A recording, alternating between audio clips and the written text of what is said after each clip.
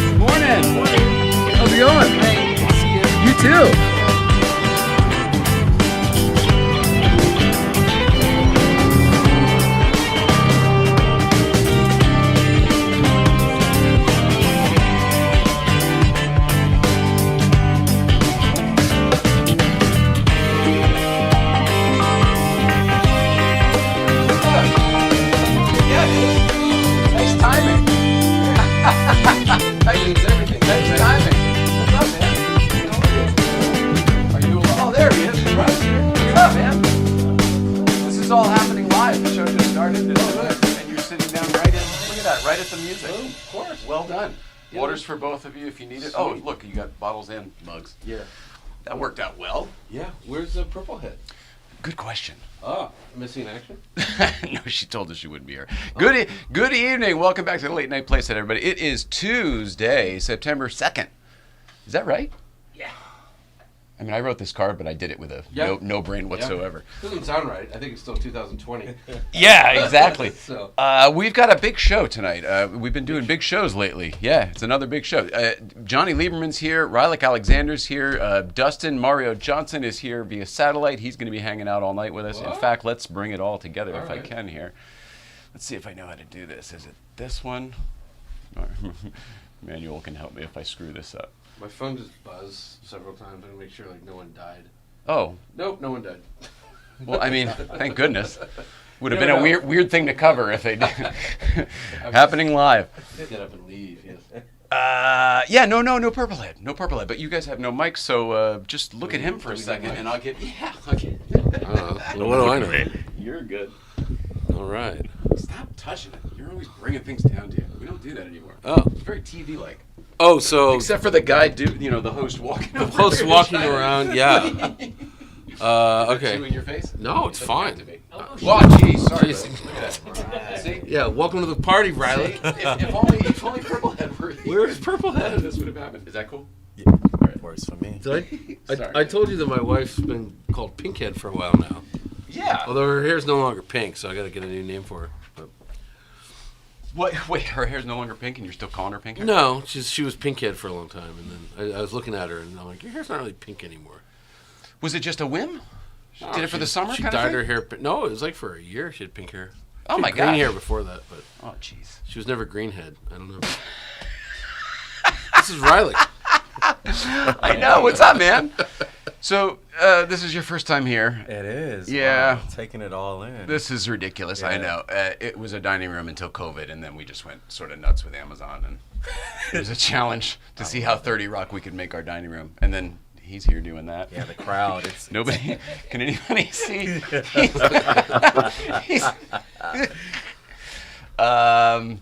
Geez, I don't know where to start with you guys. First, thanks for being here. Thanks for being here for the show, not a show. Yeah. And it's not a podcast. And right. I kind of want to talk about it's driving really with Jonny. Not a podcast anymore. No. What is this?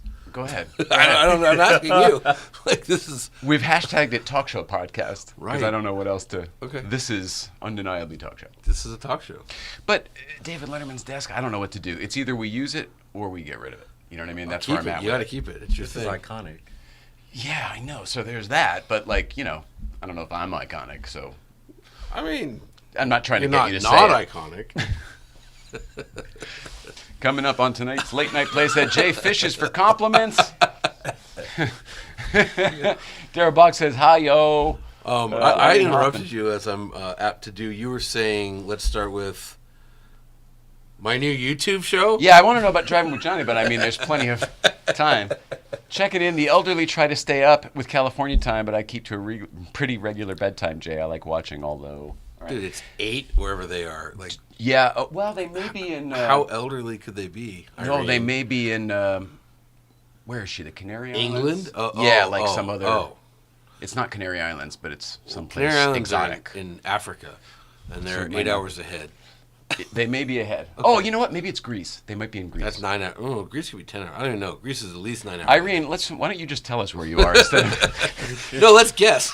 But speaking of Letterman, you remember Letterman and the guy from the deli, Rupert from the Hello Deli? Oh. Well, this is Irene and Rupert. They watch from home. Oh, no kidding. Really? He no longer owns the deli. He sold the deli. Wow. Wow. So she really is elderly. Okay. Letterman's off the air, too. I don't know if you heard. Letterman who? Right. Very nice. Polite. There's a lot. There's a lot. Well, you haven't been here in a while. We've got Driving with Johnny. You guys are working together. Yeah. You've got O Shift. I feel like we've got... let me get this guy in here. Dustin up here is sort of a fan of all these things. Where are you located, Dustin? I can't hear him. That sounds great. Perfect. Dustin. He could hear him perfect. Hold on. Can you hear me now? Yeah. Yes. Oh, there we go. We got just little mic issues. You guys know about that. I did his show yesterday. So I met him up at Goonies weekend. Where are you located, man? Seattle. Okay. Seattle, Washington. Not really a big car city, but I mean, there's cars in Seattle. Yeah. Well, we only got a few. We only got a few up here. They do have the automobile in Seattle. It's made its way up there. They drive them real slow. However, this is the we first can't place help I ever There's went. so many cars up here. It's the first place I've ever been where the speed limit was 70 and everybody just chose to drive 65. I think it's the marijuana. Because the limit is the max. Dude. She's in Florida. You were right. It's 8 o'clock. Oh, yeah. Come on. I go to sleep at 8. Yeah, tonight it's 9. All right, honey? CST check-in here. Very nice. Yeah. That's hilarious. All right. So how did you guys meet? How did you guys meet? I mean, Steve. It was Steve. It was. What's his last name? I'm blanking. Ellis. That's right. Oh, Steve, love get Steve behind the Ellis. wheel. I blanked on his name for a second. Steve. Yeah. We were both at Larry Chen's. Yeah, I was filming Larry Chen for a documentary we're doing on his book, so they had the pre-release party, and Steve, being Steve, was like, "Hey, why don't you come over and meet somebody?" And he kind of... No. Steve and I went to get a drink, and then you were standing there with a woman. Oh, that's the first. Yeah. I was going to say, now knowing you, it was really odd you're with a woman. But wait, I don't get it. You will. Just hang around me a little longer. Yeah. And I don't remember her name. What was her name? Oh, Tam. And so I was introduced to the both of them. And I remember Steve said something like, Rylic's got a cool show. You should get your car on it. And it stuck in the back of my head because my Toyota... got on Leno's show. And I had called in like every favor in the known universe for like free parts because I was going to be on Leno's show and I wanted to get this thing done. And, as I've said before, if you're tell people you're going to be on Leno's show, they'll just mail you their sister. But, so I got, all of a sudden doors open. Yeah. But I had, it was great. I did a really cool program with Jay, but I was like, I got so much free crap for this car. I should get more publicity for it. You know what I mean? Sure. And I was trying to get fair more to drive publicity it. than Jay Leno's Garage. Yeah, because Jay Leno's Garage is awesome, but like not everybody watches Jay Leno's Garage. That's a very good point. You know what I mean? Some people like Letterman's Garage. Kimmel's Garage. He's got his audience. Farrah's got his audience. You know what I mean? So yes. Matt was supposed to drive it. That didn't work. But anyway, so we saw each other at Good Vibes. Yep. And I said, hey. Plug for Good Vibes. Yeah. No, I was just trying to remember the next time I saw him. I said, hey, let's actually do that. So we never have to mention it again. You're fine. Thank God. And then we shot the episode, and I watched this guy work, and I was like, whoa, he just kind of works. Like a lot of people like to stand around and talk. So like me and, I'll just throw him under the bus, his buddy Gino just stood around and talked the whole day while he was working.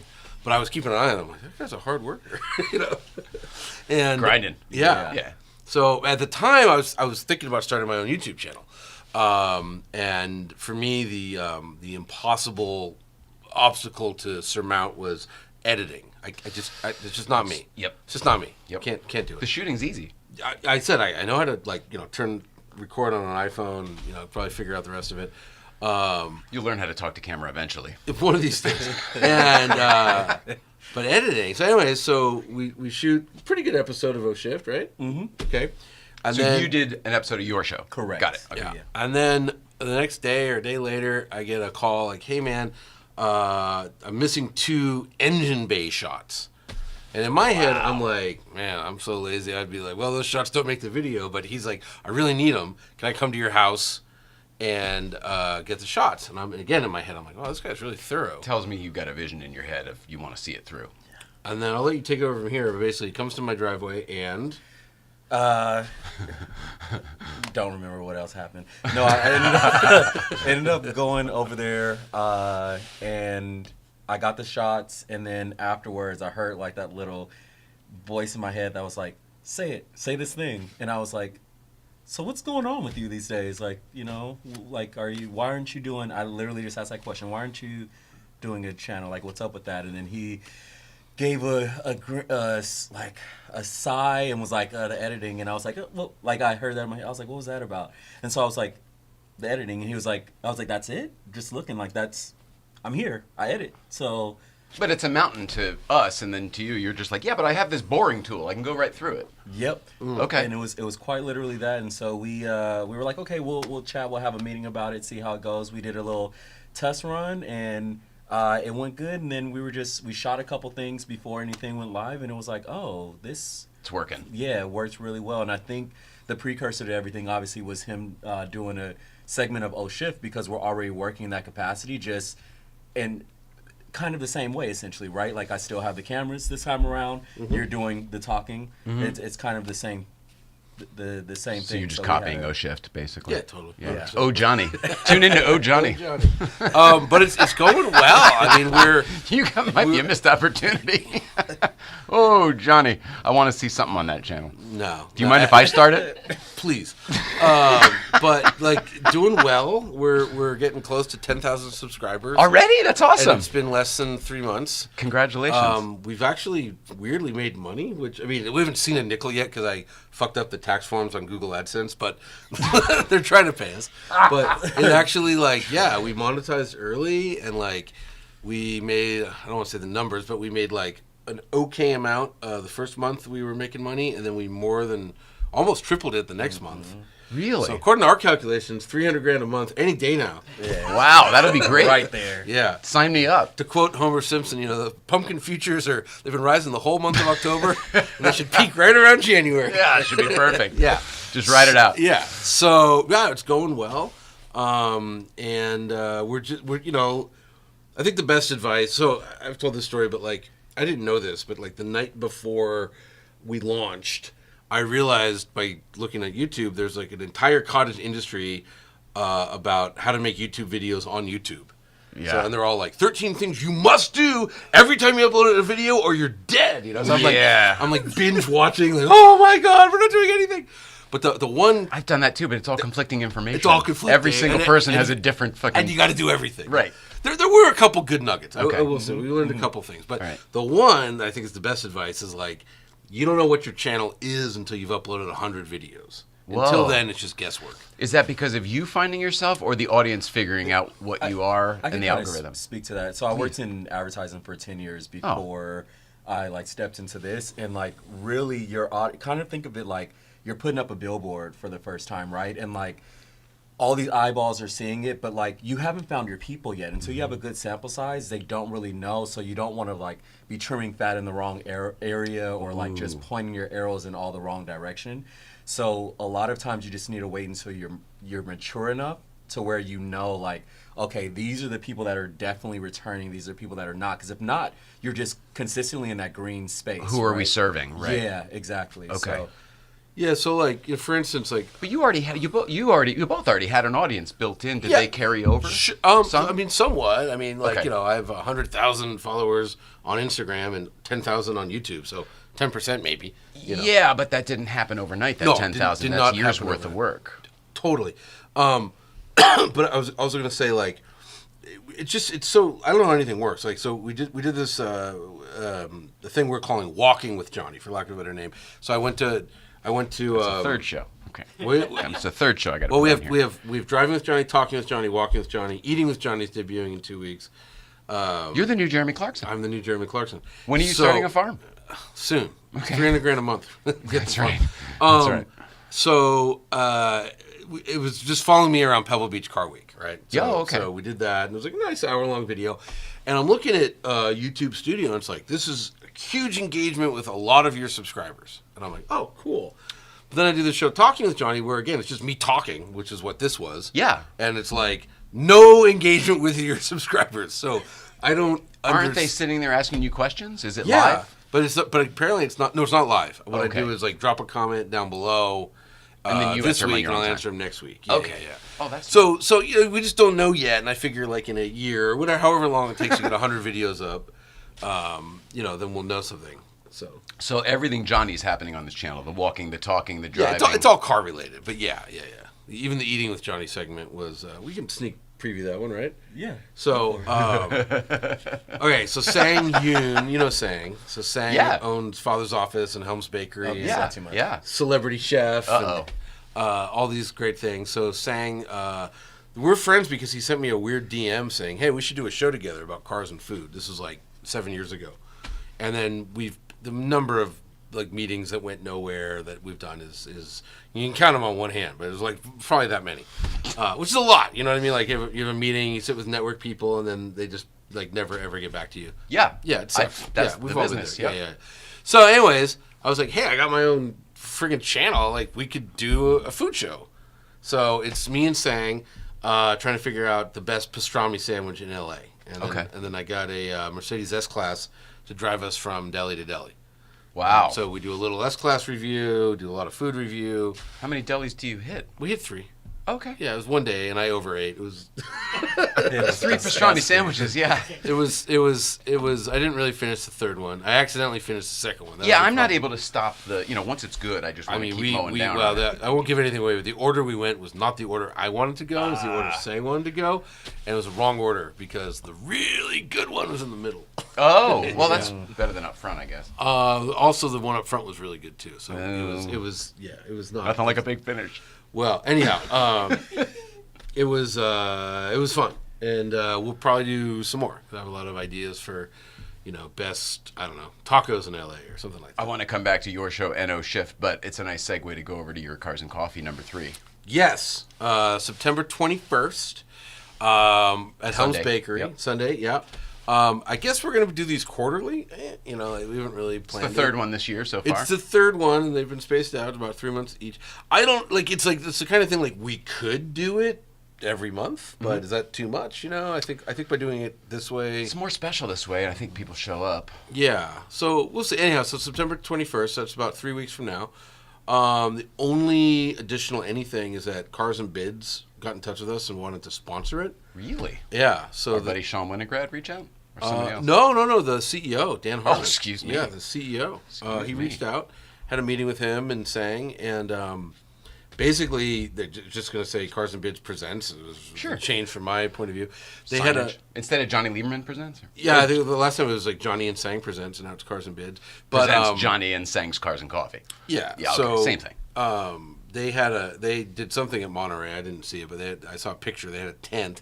It's like a big tent for Cars and Bids, and they're going to have that on site. So if you want to buy or sell a car, you could talk to them about it, doing it via Cars and Bids. So, Okay. but yeah, kind of like... So they'll have a presence there. That's Yeah. I'm sure people would like that versus not like that. That sounds cool. I think so. I mean, people like car auctions, and they sell cool cars, and it's a show about cool cars. And it's kind of a good fit if you think about the cars that come to the Helm's Bakery Cars and Coffee. They're kind of the stuff that they're selling on Cars and Bids. Yeah. So, yeah. That's not Doug DeMuro anymore, right? It is Doug DeMuro. It is still Doug DeMuro, Yeah. okay. I think the thing is, like all businesses, they got Doug, but they want to expand beyond. If you don't know who Doug is or you're not a Doug fan, how do we get new eyeballs in? Right. So they reached out to me and Sang. That's very cool. Yeah. And if they've got money, I got a road trip coming up. So shout out to Cars and Bids. Shout out to Sean Winograd and Doug DeMuro. Wink! Yeah. So. What's happening with O Shift TV? How did that start? You said you were in advertising. I used to do some work in advertising. I hated every second of it. The truth is, actually, I loved the work. But I'm not a deal with the client kind of guy. That's exactly what it was. It was that, and then I started off at a company that was very small, startup, and then they went public, and it was just like your creative input gets taken away, and it was just like It's the wrong business. you would just keep watching that, and they were so busy with like chasing number one instead of like they were okay with being the number two spot, and they just always wanted to mirror somebody else's idea. And after a while, I was like, I'm not a Xerox machine here. Like, I got creative ideas. I got to get out of this head or I'm going to go nuts. Yeah. But O-Shift, I had the benefit of doing it before then, and I kind of was like wearing multiple hats and two careers, but eventually I hit the fork in the road. Decided to just bail on one and go the other. Yeah. Oh, that's a struggle, man. I mean, good for you for hitting that point, but I had to, because if I didn't, I was never going to do it. Like, that's the reality. Good for you. Everybody, I was really fucking good at my job. It was a great career. It was a dream career for somebody who wanted to be in that space, but it wasn't for me. Mm-hmm. And I hit a moment where I'm so sorry if you're in Kansas City. I'm so sorry. I went to go see a client in Kansas City, and I was in this hotel that had like the worst Uber Eats options and restaurants everywhere, and I'm like looking at these drab walls, and I was just like, what the fuck am I doing here? Can I say that's fuck? weird. Because I just said it twice if I can. What's the no, limit? I 16? get it. Oh, as many times as you want. Fuck, There's no FCC on the internet yet. Coming soon. Yeah, it'll be state television Dude, before. we've never had this conversation. That's kind of my origin story as well. Was I had a good career. I was a webmaster at an art school, and mine is a little different. Was I turned 30, and I'd sort of reached the end of the internet. Like, I used to go to work and goof off all day because there's not that much to do if you're the webmaster in an art school, right? It's a pretty low impact job. Yeah, build it's like the website. watching all of Netflix, right? You build the website and you wait for people to send you updates. And if there's no updates today, you don't do much. So anyways, but I reached the end of the internet. Like, I could not figure out a way to goof off in my office. Right. And I swear it's like a voice. I don't believe in woo-woo nonsense. But I know this you voice don't. was like... If you don't- sounds like you do, FYI. I think my brain just snapped, but it was like, if you don't get up out of your chair right now and do something else, another decade's going to go by and you're going to turn 40 in this chair even more bored. Wow. And I literally wrote an email to a guy at a car website I liked, like, can I write a review for you? And the rest is history, 20 years ago. Wow. Yeah. That's actually how O-Shift took off this year. So O-Shift's been going on for 4 years. And to give context, the whole reason O-Shift exists is because I'm black and drumroll queer. This is what you've been waiting for. I'm black and I'm queer. That was the big reveal. There's a lot of sarcasm. Real quick, for the first week or so we were hanging out, he was for some reason trying to hide the fact that he was gay from me, and then he tells me, and I was like, yeah, duh. I wasn't hiding anything. You kept saying my partner, my ex. You never gendered anybody. Oh, I think that's how the world is these days, Johnny. No. Because then he goes, I'm gay, and I was like, yeah, Just duh. so you know, I got you. Yeah. yeah. I don't think I knew until I knew before you arrived today, but I don't think I knew when I met. I don't really give a shit. You know what I mean? Like, if we connect, we're good. I knew don't what give a you will shit. comment. I only work with black gay people. Oh, shift! I love it. Yeah, that's my new thing. Yeah, but no, I've never really given a shit. But when I was, a kid, I would be going to car meets, car events, spaces, and I wouldn't really see people that look like me. Where'd you grow up? I grew up in Inglewood. Oh, okay, so you're an LA guy. I'm from here, Okay. one of 4 people that actually grew up in this city. Same. Got 2 of them here Right. tonight, folks. Wow. It's amazing. Iconic. 3, actually, with you. You're, Oh shit. Yeah. And eventually I was just like, I feel like more people like me might exist, And so I just You started as a niche, but now you're a movement. Look at this, iconic. Yeah, that's right.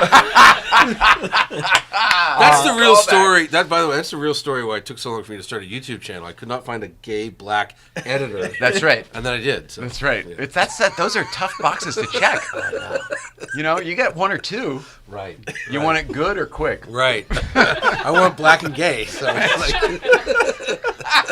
Oh yeah. Becky Atkins says hi. David Bird said, I think number 1 is being consistent and be yourself. That helps the success. You agree with that? Absolutely. Metrics wise? get lucky. That's the Get lucky. Dustin Murray, hey Becky. Oh, that's cool. I love that you can. He does. You're a good multitasker. Title and thumbnail are everything on YouTube. I mean, it's everything except that it isn't, because the other stuff matters too. But yeah. Well, but how do you? I mean, getting the eyeball first, right, and then maintaining the Look, eyeball. I met with a couple people before the channel went live, and one guy said, "All that matters is a thumbnail. Don't spend any money. Shoot everything on an old iPhone." No, it wasn't this guy. It could have been this guy. Yeah, it might have been. That's Devin Auto Journey. He helps us. No, it's a different name. Okay. It's a D name. Anyways, nothing else matters. Okay. Just thumbnail. Nothing matters. Another guy was like, all that matters is shooting shorts. Like content doesn't matter. All that matters is shorts. So again, there's this world Those channels I watch 13 say don't put you shorts must- on a long form channel because 13 it screws things up. you must do Ugh. or you're dead. So None of those guys have more than 1,000 followers, though. It's the like- other thing is Google changes their algorithm every 19 seconds. Like I'll give you a great example. So for years, Motor Trend was in this heated battle with Car and Driver. Car and Driver was kicking our ass in one key area, and that was when you typed in Chevy Suburban, the first search result on Google was Car and Driver. Motor Trend was always like 6th. Okay. And they just kicked our ass. Well, guess what? Google has an AI search results now, so it doesn't matter. No one clicks on anything. They just read the AI summary. So guess what? Car and Driver's revenue has cratered because no one's clicking. That was their secret sauce. Motor Trend has stayed exactly the same because no one got to us via Google results. They got to us the other ways. So again, It all depends on the pathways in the number thing. one thing, September 2nd of 2025 might be thumbnail. Guess what's going to change? Right. So I think the other person just said like consistency is, that's probably the actual answer. Just keep showing up. Keep uploading. Probably. So that's what some people say. Just keep feeding the algorithm. That's literally all it is. I have a few friends that have been mentors that have millions of subscribers, followers, depending on the platform, and they were just like, you just have to grind it out and keep beating it, and eventually, what ends up happening is that something takes off. You don't know what that thing's going to be. You keep gradually growing, but something takes off, and now you have this whole backlog of other things. Then they find the other things. Because the majority, and this is what I see for both our channel with Oh Shipped as well as here, is that the majority of the traffic comes from YouTube recommendations and suggestions. So it's basically like, hey, we know what you like. Look at this thing here. Can I ask you about pruning? What do you think about pruning? Like old videos that aren't, maybe not that they haven't been watched, that you don't necessarily stand by the quality of their content anymore. I mean, I'm asking about this show. There are old shows that are... The problem with our show is like some of the biggest guests are some of the worst shows. So people go like, oh, I want to watch Jay Leno. And that's like the worst show we ever fucking did. It was? And I hate that show. Yes, I want him to come back so that we can Leave rewrite that. Leave it. I will, because it's Jay you're Leno. It being has probably the sensitive. most views on our channel. But yeah. it's not a good representative of me, how we do this, what we do. Right. Nicole it was a bad day. Like nothing about that was a Yeah, regular yeah. show. Jay Right. surprised us on a Monday morning. It wasn't live. You know what I mean? There was a lot going on. I kicked him out after 40 minutes of doing a regular podcast with Jay Leno, and he's like, "Oh, you got anything else?" I was like, "You're Jay Leno. I can talk to you for. I know your whole. You've been around my whole life. Like, Yeah. So he goes, "Well, go ahead." And then we were off script for the next 40 minutes. And that second half is awesome because I'm just a nerd geeking out about Letterman and all of that Maybe stuff. release that separately, the one that you really like. You know what I mean? Just do it as a separate video. And then it would still be Jay Leno, so it would still get a lot of traffic. But then do I take the other one? And then I don't know. I would don't know what to leave. do. I would leave the other one Leave just everything? for, Yeah. I don't know. Yeah. Maybe I don't know you what to didn't do. like it, but all the people that watched it probably liked it a little bit. No, the comments are awful. He's awful. She's awful. I'm glad she's dead. Good riddance. It's like Oh, awful. wow, really? Yeah, absolutely. That's a harsh comment. Well, they don't know. Yeah, right. Yeah, you're right. That's a tough one. You're right, because if they know she's dead, that's awful. That's awful. But some people suck. You know, most of them suck. you deal with that Yeah. probably. Oh, yeah. Oh. How do you deal with the haters? I'm king of dealing with haters, but there's been on YouTube very few haters, almost none. Okay. I mean, I'm maybe On your new channel. On my new channel, maybe I've deleted 3 comments since we started. What makes you delete a comment? You fucking kike, something like that.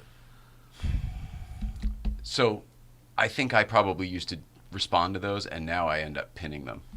Because, like, fuck them. Like, you're an asshole, I'll show everybody. I just want to keep it off the YouTube, on Instagram. Because it's negative, right? It's just not negative. It's so racist. It's so bigoted. It's so over the top. Like, But it says more about them than you. Yeah, but I just get it off my channel. Just delete. It's easy. Why is it even You there? have to think about it. On Instagram, I put it in my stories. I do all kinds of stuff with it. Right. Have a lot of fun. Well, we deleted a couple and made enemies out of that then start, different things, and they just keep commenting and whatever. And that's probably one of those good riddance, glad she's dead. What were you going to say? I would say I get rid of it if it's hatred. Like if it's actual hate, like if it's something like, talking shit about somebody or like a racist, homophobic comic, anything like that. But to me, like what I see is most people, and I do see a lot of it on O Shift, where people come in and automatically, and I've seen this too because I was also making music for a while, and people... Jeez. Fucking triple threat. He's talented. Thank you so much. Thank you, audience. Yeah. There's nobody here tonight. Lately, there's been a lot of people here. Yeah. People always presume that they can do a better job than you at something that they haven't even started. They've Like never even people tried. disrespect experience, right? Yes. And I think I'm not going to get too deep here, but I think it's really because we have access to information so quickly that like people think that they can again. The smartphone made everyone feel smart. Dunning-Kruger effect. Yeah, and so when I think about that, I'm like, hey, like somebody will come on and they'll be like, oh, that 993 is disgusting, it's blah blah blah, they'll talk shit about the car, and I'm like, oh, let me see your 993. Or they'll be like, oh, well, this video should look like this, and I'm like, okay, well, let me see what you've posted. But Let's look at your work. For the most part, like people don't. I like to roast people and joke and clown. So if you say something like I'm gonna joke back, so I do that, and you're feeding the algorithm in my favor if you're like saying things. So I'm just gonna keep bouncing back. But if it's a point where I know you're specifically trying to spread something hateful, where somebody else could come on that doesn't know anything and that word could trigger them, then that comment's gonna be I've never, I don't think, I know I could say 100% on YouTube, I've never like where someone says like your opinion is wrong, I would never delete that, but it's racist or something where it's like threatening someone or something like Mainly that. because this is not the place for it, right? I So just- it I doesn't just belong don't- it here, just- so it's gone. Yeah, it's just like Fair enough. I have a hard time with not liking people for how they were born. Nobody has any control over that. You know what I mean? So, What a well put statement. well, thank you. Well, there's a simplicity. Yeah, but you know what I mean? That's kind of like, I have no problem hating people for their actions, but nobody can control how they're born. So, that's why I think racism and any kind of bigotry is just so fucking stupid, and like, we got to get past it, and, So yeah, that's kind of what I'm deleting. And it hasn't really been a thing, I will say. Like, it really hasn't been a thing on Driving with Jonny yet. I'm sure we'll get there, because I remember, you got to remember, I went through 10 years of comments on Motor Trend. Yeah. Mercedes, why would Mercedes let a Jew drive one of their cars? Oh, my I God. thought they tried to get rid of all the Jews, stuff like that, where it's like... Talk about a failure. Right, yeah, I got you. Yeah. I got you. Jesus Christ. But I'd be like, hey, Motor Trend, you should delete that. They're like, we don't really want to delete comments because it might hurt the, Holy moly. Yeah, they did eventually, but at first it was a fight. I was dealing with a guy from Idaho who's like, I don't see what's so bad about it, So They got a point. you travel a lot, but you're not like driving around the country, right? I mean, you're a jet setter. You're flying to events and stuff. I've driven around the country plenty. Okay, Yeah. you have? Have you ever, Rylic? I've been to 47 states. Driving, I've taken a road trip to Chicago, multiple to Houston. I count that as driving around the country. I mean, Yeah, you know what it's like to go from town to town and see Yeah. that Oh, people yeah. are different everywhere. Sure. Yeah, 100%. Yeah, you leave the LA bubble and it's like, oh, not only is not everyone that way, everyone's different. Yeah. No, look, I've been to 47 of the 50 states, and I can't believe I have you beat on any metric, but this one I do. if you think about it, it'll make sense, but like, I've never been to Idaho, Montana, or North Dakota, and they're all kind of Wait. like in one spot. But you've been to Alaska. Yep, and Hawaii. Hawaii's easy-ish, but Yeah. Alaska seems to be a tough one. Did you cruise? Did you drive? I How'd you got get there? a wedding, but also my cousin lives there, so I've been. In Alaska? Uh huh. I'm going to hit you up when we road trip up there. To see my cousin? Jeffrey? Maybe. Why not? Boy. You know what? You guys would actually get along just fine. He's sort Who of... were you worried about? I was worried about you, but now that I think about it, I'm worried about him. No, he's Jeff Landfield's a good dude. He's kind of like a slightly right-wing pundit up there. Like he's like a talking head. But he's a reasonable guy. As long as somebody will let you not get political, we can get along. But some people force you, and it's like, no, I can't talk to you. How do I put this? He's not crazy. Like he will. Like he went and lived in like Australia and New Zealand for like 9 months or something like that, and he got hurt and he had to go to the hospital and it was free. And he came back and he's like, "Boy, this single payer healthcare it makes a lot of sense." You know, he's not like he's not orthodox in his beliefs, but he's kind of he makes a living. You know, he has a talk show and like Alaska politics, and it's just they lean pretty right up there. So it's fine. But he's a good fun dude. He's also a lot of fun. He's It seems like if he's into healthcare, I mean, we might be on the same point there. Yeah, because I watched that Michael Moore movie Sicko with Nicole, and it made us sick to our stomach. Yeah, killed her for fuck's sake. Sorry. The dead wife humor is like it's a year. I'm starting to come around. No, on it's the, good. I got dead wife face. Sorry. Yeah. You should go to Alaska. It's awesome. I'm going to. Yeah. It's great. Do you not know the plan? There's a big plan we're rolling out. What are you talking about? Okay. Well, we do these USA Grand Tours. It started with Nicole as sort of a goodwill because she couldn't, whatever. It was the last trip. Yeah. And then I did it again last year. Right. I'm doing it again this year, starting in October. Uh-huh. And just because that's what we do. And then Who's we in this case? It turns into me and Yellow Car. I have a hard time saying Okay. I and Yeah, me. got it. I'm still. Okay, I'm sorry. I know, it's not intentional. Right. I just I keep saying we when there's only one of me. Yeah. Me and my sadness. And your yellow Porsche. You're good. Anyway, so for 48, I'm 47 years old. For 48, which I'll be, I want to tell the story of Nicole and this yellow car as we traverse the 48. 49, I want to do the same thing, cut up through Canada and hit Alaska. And 50, I want to do the same thing, but fly or boat the car to Hawaii. To Kauai. To Kauai would be spectacular because that's where we got married and that was our island and it's special to us. But Hawaii in general, wherever they'll take it. Yeah. Oh, cool. And so, that's a sponsor thing and whatever the heck. But so that's the plan. It's a 3-year.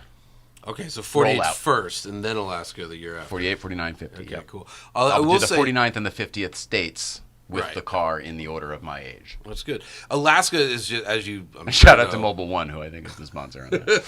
As I'm sure you know, Alaska's mammoth size. It's just absolutely gigantic. And like we drove for hours and hours and hours and hours and hours and hours. And like, if you look at the map, we did like that much of like this much possible. It's like So if you want to plan to be there a lot. You need a lot of time because it's just there's so much to see, and it's like it's. I really want to get back up there because it's just different than the rest of America. Last time I went out, shout out to Bill Bachman and Santa Clarita and Galpin and all that. I was supposed to be gone a month, and I was gone 2.5. Oh, wow. So kind of, cool. Shit happens on the road, right? Just remember, the summer they got terrible mosquitoes, and in the winter it's really cold. So. Well, I'm in yellow car, so I won't be able to go too deep into the winter, obviously. Studded tires. Oh, that would be so fun. Get studded tires. So if I could zwart that shit, oh my god. Yeah, zwart it up. Fun. Yeah. So fun. Yeah. But I'm not into switching wheels in the middle of a trip and all that other crap because I'll have been in Texas and Florida and all the other shit on the way. If it's sponsored, Oh, you're bringing up a good point, Jonny Lieberman. Right? Blizzak. Not a one-man show anymore. There's a we here, folks. Yeah. Sorry, that was all about me. No, that's fine. Do you ever road trip for fun? Not really, because everything's cars. Once the kids showed up, it's tough. Like we went to Modesto the other night. That was fun. Okay. Saw Weird Al. Oh, really? Yeah. So that's cool. Yeah. So it's so funny how it's like Modesto, and then you hear Weird Al. It's like, that makes sense. That connects. So at first, the kid likes Weird Al. So for his birthday, we knew Weird Al was coming to L.A. And he played. Actually, it was a couple nights ago at the Kia Forum. And we looked at tickets Weird and Al plays the Forum. That's sold it out. Huge. Sold out the Forum. But tickets were $250. So I'm like, it's gonna be $750 to go see Weird Al. I like Weird Al. That's a lot of money. Also, the Forum, you're so far away unless you're close. Well, it was the decent seats were like, okay. you know what I mean? Yeah, we could have got cheaper, but I was like, I wanted to be able to see the stage, and it's about $250. By the way, $250 with the bro deal from Kia. Like they were like $400 seats, but they could get me like the friends and family. Because we own the Forum. Like 40% off or whatever. Right. And then it turned out that my wife and Richard were going out of town this weekend anyways. But my wife discovered that at the Fruit Yard Amphitheater in Modesto, it literally is in the middle of a fruit orchard. Perfect. It's $50 for the lawn, and so That sounds like a way better enjoyable experience. dude. To It me. was so fun. It was so great, and like I Daytime, nighttime. it was a concert started at 8. I'm gonna give Weird Al a lot of credit. Okay. Started at 8, and it was a clown.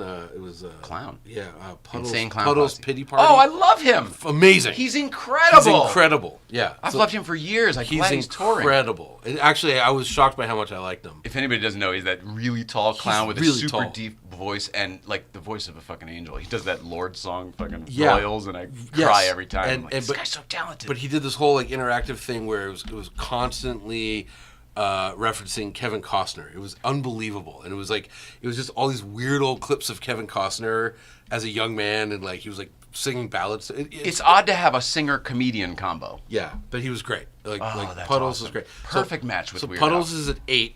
Weird Al starting at 8:45. Puddles Pity Party? Oh, you're missing out. Yeah, Let's Puddles watch that later. Puddles Add is it to the amazing. list. 8:45 is when Weird Al's supposed to start, and he did that song "Tacky," which is like "Happy," the Pharrell song. But Oh, I'm my tacky, gosh. and he starts like in his trailer, and like the band's on stage, and he's in the trailer with a remote camera, and he's just walking through everything, and it's fantastic. The guy's 66. He looks like he's 30. He's doing high kicks over his head still. Wow. And then he gets up to the mic, and he's like, we're 32 seconds early. So I got to say, as an old man, I really appreciate they actually started at 8:45. Yeah. You know what I mean? Yeah. And it was 2 hours, and it played the hits. For Fat, he's in the fat suit. Whoa. For Smells Like Teen Spirit, he's dressed up like Kurt Cobain. He's working. They got the janitor mopping. Like they'd gotten the Star Wars costumes for the Star Wars songs. It was amazing. Whoa. But yeah, so we went What to a Modesto. production. Yeah. What a production to do in the middle of a field at a winery. Sold out. No, not a winery. It was literally like a fruit orchard. Oh, fruit orchard, Yeah, sorry. yeah. But like, yeah, I think this one was sold out as well. And we would have had a really Would you like to go on the hayride, or would you like to see Weird Al? Well, we would have had a really cheap trip except for concert merchandise. Oh. And I was like, yeah, my kid should get the tour shirt with the dates. Oh, but he doesn't want that one. He wants that. I'll get them both. And then I spent $200 on Weird Al t-shirts. On merch? So, yeah. But it would have been like free because I got an S-Class from Mercedes. We had enough Marriott points that we can go live in Marriott for a month. We have enough points. I'm lifetime platinum elite after. Excuse me. After 20 years of doing this job. Beautiful. I'm Mr. Marriott. Yeah. Mr. Marriott. Mr. Marriott, yeah. So yeah, it was Modesto. That's my road trips. We were at Matt Farah's party the other day, We were. and a lot of people there were having concert conversations. I don't know if they were well, Christian James Ham was there, so Christian that's was probably there. why. Yeah. But they were all kind of talking about going to see bands from our youth, and they don't start at the right time. And sometimes there's an opener, and sometimes there's not. So they've gone thinking they timed it right, and they've missed their band and seen only the last song. Does any of that ever happen to you? You see music. I honestly don't see much music. You know what I've found is that like I'm trying to think the last time that happened. I mean, the last big concert, the big concert I was disappointed in was Morrissey, just because he's just turned into such a knob. Yeah, Like, and the he's hair's just- fallen too. It's not That what it used to be. and just like we were worried that it was too cold, so he's gonna remember that he got cold and he canceled the show. Yes. But we saw him at the Bowl, and it was kind of my wife and I was like, okay, it's the last time we're ever gonna financially contribute to Morrissey in any way, because he'd been flirting with being a racist bastard. Like he was kind of supporting Brexit. Then he went full racist after that, and I'm like, here's a guy who's Was Brexit racist? I had no idea. It had racial undertones for sure. It was kind of like North and the South. more like just Britain for Britain. It was just, Okay. It had All right. undertones of it, but then I had no idea. But then he said some really racist shit after the fact. Separate deal. But I was gonna say we're going to the Bowl to see him, and we didn't have good seats. We're at the top, so we're taking the escalators off the backside. And as we're getting off the escalator, it's fucking Billy Idol, Rock on! Unbelievably good. That's awesome. So good. Like it was. I think we came off to Cradle of Love. It was like, oh my god, and like same guitar player. I forget the guy's name. Oh, he was playing. Jay Stevens. Yeah, no, Billy Oh, Idol I thought opened you up were for coming Morrissey. around the thing, and Billy Idol was in the No, elevator with you. Billy Idol's Escalator. on stage Oh, at the Hollywood Bowl. whoa. I didn't even know he was the opener, and it was like phenomenal. That's crazy. It was so good. To like bury the lead of so like, good. oh, and we'll also have Billy Idol. You again, but that's what's so crazy about Morrissey is like he could headline the Hollywood Bowl over Billy Idol because all his Mexican fans in L.A. Mexican fans. Is he Mexican? No, but he has this massive cult following among Mexican Angelinos. So it's Morrissey and Menudo. I mean, he's way bigger than Menudo ever was.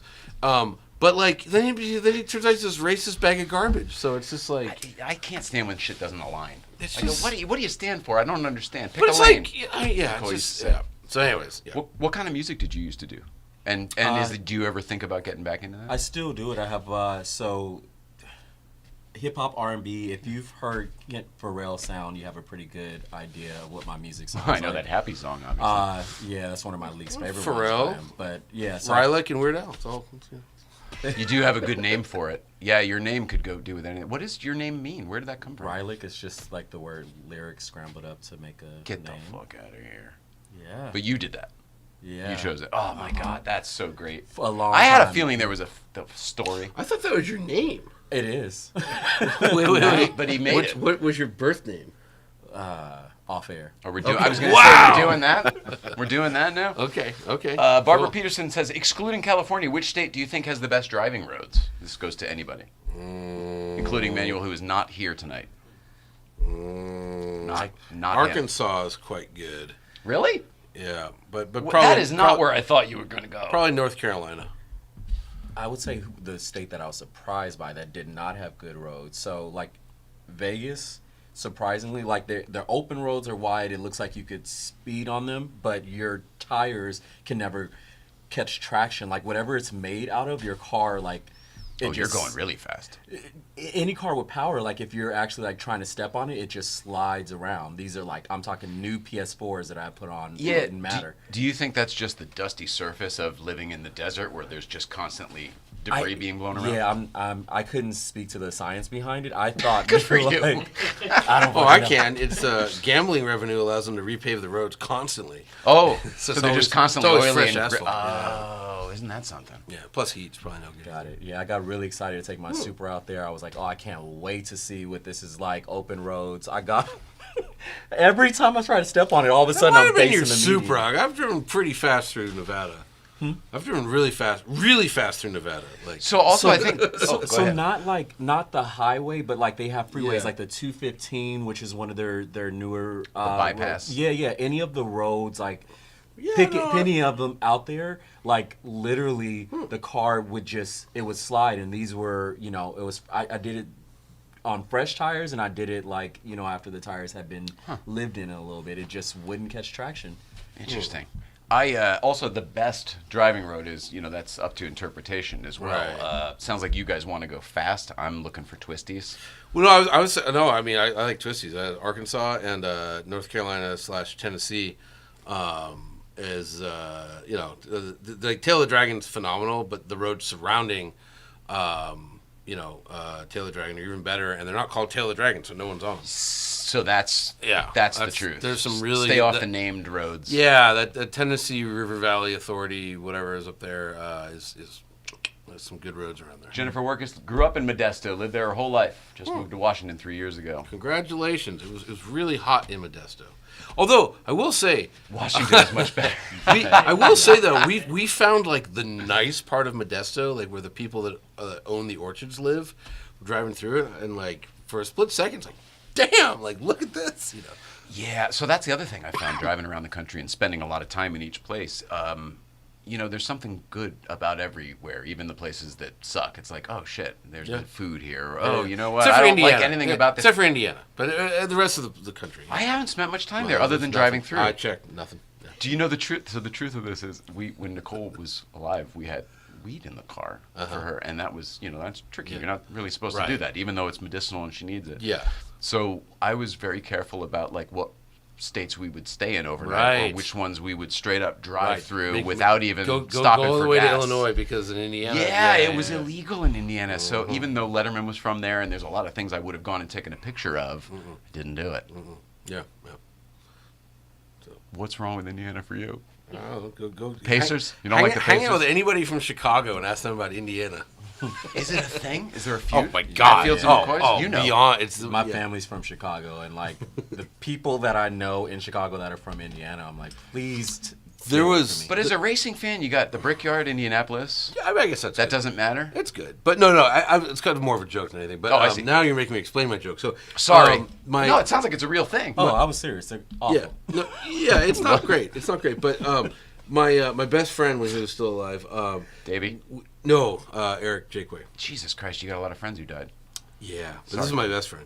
But anyways, we were really into like microbrews for a while, and there's a great brewery in Indiana called Three Floyds, and it's in Like three guys named Mo. yeah, three guys named Floyd. Okay. Three Floyds Brewing. Anyways, they're in Munster, Indiana, and Munster? Munster, and Not Muncie. Not Muncie, Munster. Okay. Yeah, it's a big difference. Yeah, and so we're staying with our friend Rob in Chicago, and we didn't have a car because we just flew in to hang out with him. We're like, hey, you have to drive us to this brewery, and he's like, you want me to drive to Indiana? We're like, yeah, it's 30 miles away. He's like, yeah, but Indiana. And I'm like, what's so bad about Indiana? He's like, oh, like the people, like it's just a whole state where they're like, 29 cents.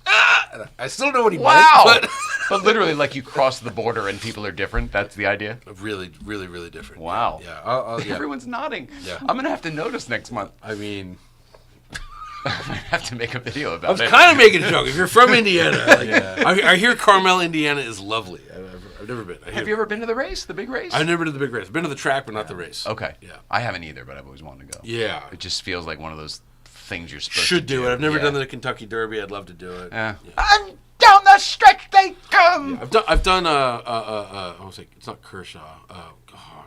Opening weekend in April in Kentucky.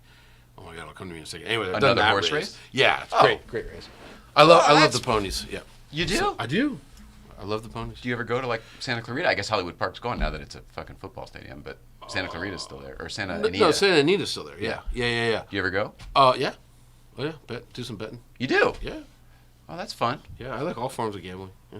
Do you? How did I never know that about I you? don't know. I keep it on the down low. I hide it. Well, it's illegal. So Poker. that makes sense. No, it's legal. It's actually legal. You can totally go there and bet on horses. Oh, you can. Yes, right. But to, Yeah. in general, Yeah. kind of keep it down. Yeah. Puddles is one of my favorites. Amazing talent in clown makeup. If Yes. anybody doesn't know Puddles, he's so talented, and it's a show. He's a character. He's like a 7 foot tall clown that's like all sad, but he's got this voice of an angel. And we looked him up. He's got I think he has 6 siblings, and everyone is over 6 feet tall. Like it's just this family of giants. I had no idea. Yeah. And he's also like old. Like I thought, you can't tell with the clown makeup, but I found him 15 or so years ago. yeah, he's like 60 something. We looked him up because I was like, where did this guy come from? Apparently, he's been around forever. Wow. Yeah, Puddles was like not as good as Weird Al, but like on the level. And because I was like, oh, an opener at my age, an opener, how annoying. And Did then he it have was the like, jazz trio? He sometimes plays with that. No. He had. I think he had all his musicians sitting off stage. They were for some reason it was just looked like he was like a lounge singer. That's kind of the shtick he was doing. Okay. But I think he had musicians there. Okay. They were just like behind a sheet for some reason. So or a curtain. Okay, that's better. I don't know, a thing. Black piece of cloth. So I think they were there. I'm almost positive they were there. Okay. You know. Yeah. Yeah. Puddles, pity party. Amazing. Dustin, what do you got? What do you think of these guys? I'm having a great time. I just Yeah? I love that Puddles. I think he's awesome. He's 60 and he's like 6'8" and he's just You're tall too, right? You're 6'5"? 6'5". Yeah. Jesus. Were you ever Yeah. actually a wrestler, or do you just look like one? No, I wrestled. Well, I mean, I wasn't like WWE, but I mean, I did mat wrestling. Okay. So like I did 8 years of actual wrestling, and then I went and did mat wrestling for 2 years. Yeah, I had a whole persona. I came in as the security guy for 2 little tiny tag team guys that were like 5'6" and 5'7". So I looked like a giant next to them, and then that was about it. You know, you just you just move on with your life when you don't get famous sometimes. So Yeah, you that dip your was toe fun. in. Yeah. But it was fun. I love it. I actually would love to get a chance to go out. One of my buddies, Paul, he's out in the UK, and he's my age, and he started doing wrestling. And I'm just like, man, it'd be so awesome to just Didn't you go wrestle? out there and have fun. You're just a strong man. He lifts heavy shit. Yeah, I used to be stronger hell yeah. than I am today, but yes, I've always been very good at You getting. haven't been doing your videos lately. No, I dropped a Lifting with Johnny. There you go. Write that down, Jay. That's for I dropped from about head height. I dropped a 45-pound plate on my foot, and I chipped my bone, or I dented my bone. It's amazing that's all you did. There was like 3 minutes where I'm like, they're gonna cut off my right foot, and I'll never be able to drive again. This Yep. is really bad for my career. Yep. You have to pick up the piano. Yeah, and then I went to Japan and walked around Japan for like 2 weeks with a broken bone I didn't know about. And then my wife was like, why is your right foot twice as thick as your left foot? And I was like, well, I dropped this weight on it. She's like, and then she started feeling it. She's like, your bone like is concave now. I'm like, oh yeah. So I kind of stopped lifting. I gotta get back to it. The lifting's fine. Just stop dropping stuff. It was just one of those things where I was like kind of in a rush, and I reached up. For some reason, some moron, the 45s go on the bottom, the 5-pound plates go up top, and somebody had put the 45s on the squat rack. They put them up top. I thought this was all at your house when you did these lifts. No, this is the gym, and so I grabbed the 45 with one hand, and I was crossing it over while also taking another weight, and just it like slipped out of my hand, and really hurt. I'd just like to say that you are strong, that you're just bouncing around 45-pound weights. Oh, it slipped out of my hand. It was too heavy for my grip. I'm that's why I did it, because I'm really into grip strength. It's like my favorite thing to train. And it's like there's a thing where you pick up plates with one hand instead of two hands. Yeah, I thought those little guitar things. Well, okay, the little I can do a 45. I can. You can do it on the hub. You can do a 45. But I also have my hands. I mean, my hands, like legitimately, my hands are. I have a almost 10-inch pinky to thumb. Gee whiz. Oh, I got 9. My hand's right there. Right. So I think that you need What exactly that, are we though. measuring? From here to here. So from here to here. So no, Javon I've always Curse. heard that said something else. Javon Curse was like 16 inches, I want to say. Jesus. So 10 and 9 is good. The size of my Javon Curse. shoe. What's that? Hey, it's like, Yeah. that's like the size of my shoe. Yeah, so it's true. Like grip strength. Some of it's based on hand size, but you can train it. The best I ever did was a 35-pound by the hub, and what you're talking about is you take the plate, you lay it down, and you grab the center. You chalk it up and grab the center, and that's most like a adult hand men deadlift. could probably work up to a 45 if you train that. I never really did pinch strength. My doing the workouts with my hand when I was like younger, my hands were huge. So I was always like grabbing those little friggin' springs, and my dad would always be like, do this, and then arm wrestling, So everything was just that hand strength. Yeah. I mean, I created that strength. I did it once, and I was like, this is awesome. And everybody's like, you do know how hard that is, right? And I'm like, I had no fucking idea. Oh, it's super. I love grip. Grip is the most fun to train. It's so yeah. I actually got a mini Saxon bar, like it's this company Death Grip, and so it's like I think it's like 3 inches wide, but it's just like curved metal, and like so I've worked up to I can do what do I have on there right now, like 30 pounds, like no problem. So it's but because your hand's open like this, so you're pinching 30 pounds. So It's You crazy. can do it, It's Jay. fun. Come on, Jay. He Next show for also you. well, where we do fall in line is like ESPN 2 late at night in the old days, where you're watching the World's Strongest Man and they're flipping the tires and the they're greatest. doing all that, Yeah, that's the pulling greatest. planes with their Oh, teeth and all that greatest. shit. Yeah. Bill Kazmaier. Yeah. Yeah. Magnus Magnuson. Well, that's like what I spend most of my free time doing is watching strongman content on YouTube. I mean, I'm addicted. Right. That's my I told you you'd have something in common. Because I don't know what to ask these guys. My I old don't know. my old motorcycle club nicknamed me the Mountain because I just loved like Halfthor friggin' and from Game of Thrones, right? So Yeah, like, that was Halfthor just a Bjornsson. huge- Yeah, it was just one of those fun things to do all the lifting and the strongman stuff that nobody else liked to do. So for me, it was always grab 2 full kegs and I could roll them up on my wrists on my shoulders, and people were like, "What the fuck?" But I was a That's good. bartender, so Oh, I just wow, did that's that really shit for fun, right? Yeah. That's really strong because I think a full keg's about 160 pounds, so that's Yeah. really strong. Well, I mean, I'm 320, So I think. I mean, that helps I'm 260. I mean, you know. right. So it helps but- that little bit of a weight. You see some Yeah. other people that try to pull it and their whole body goes forward. Right. Jay's about 130. Gino's so. 320. our other camera guy. He's big. Wow. Yeah. Does he ride in the car with you? Yeah. I don't mean in life. I mean like when you're test driving a car. Yeah. You know, Interesting. He's around.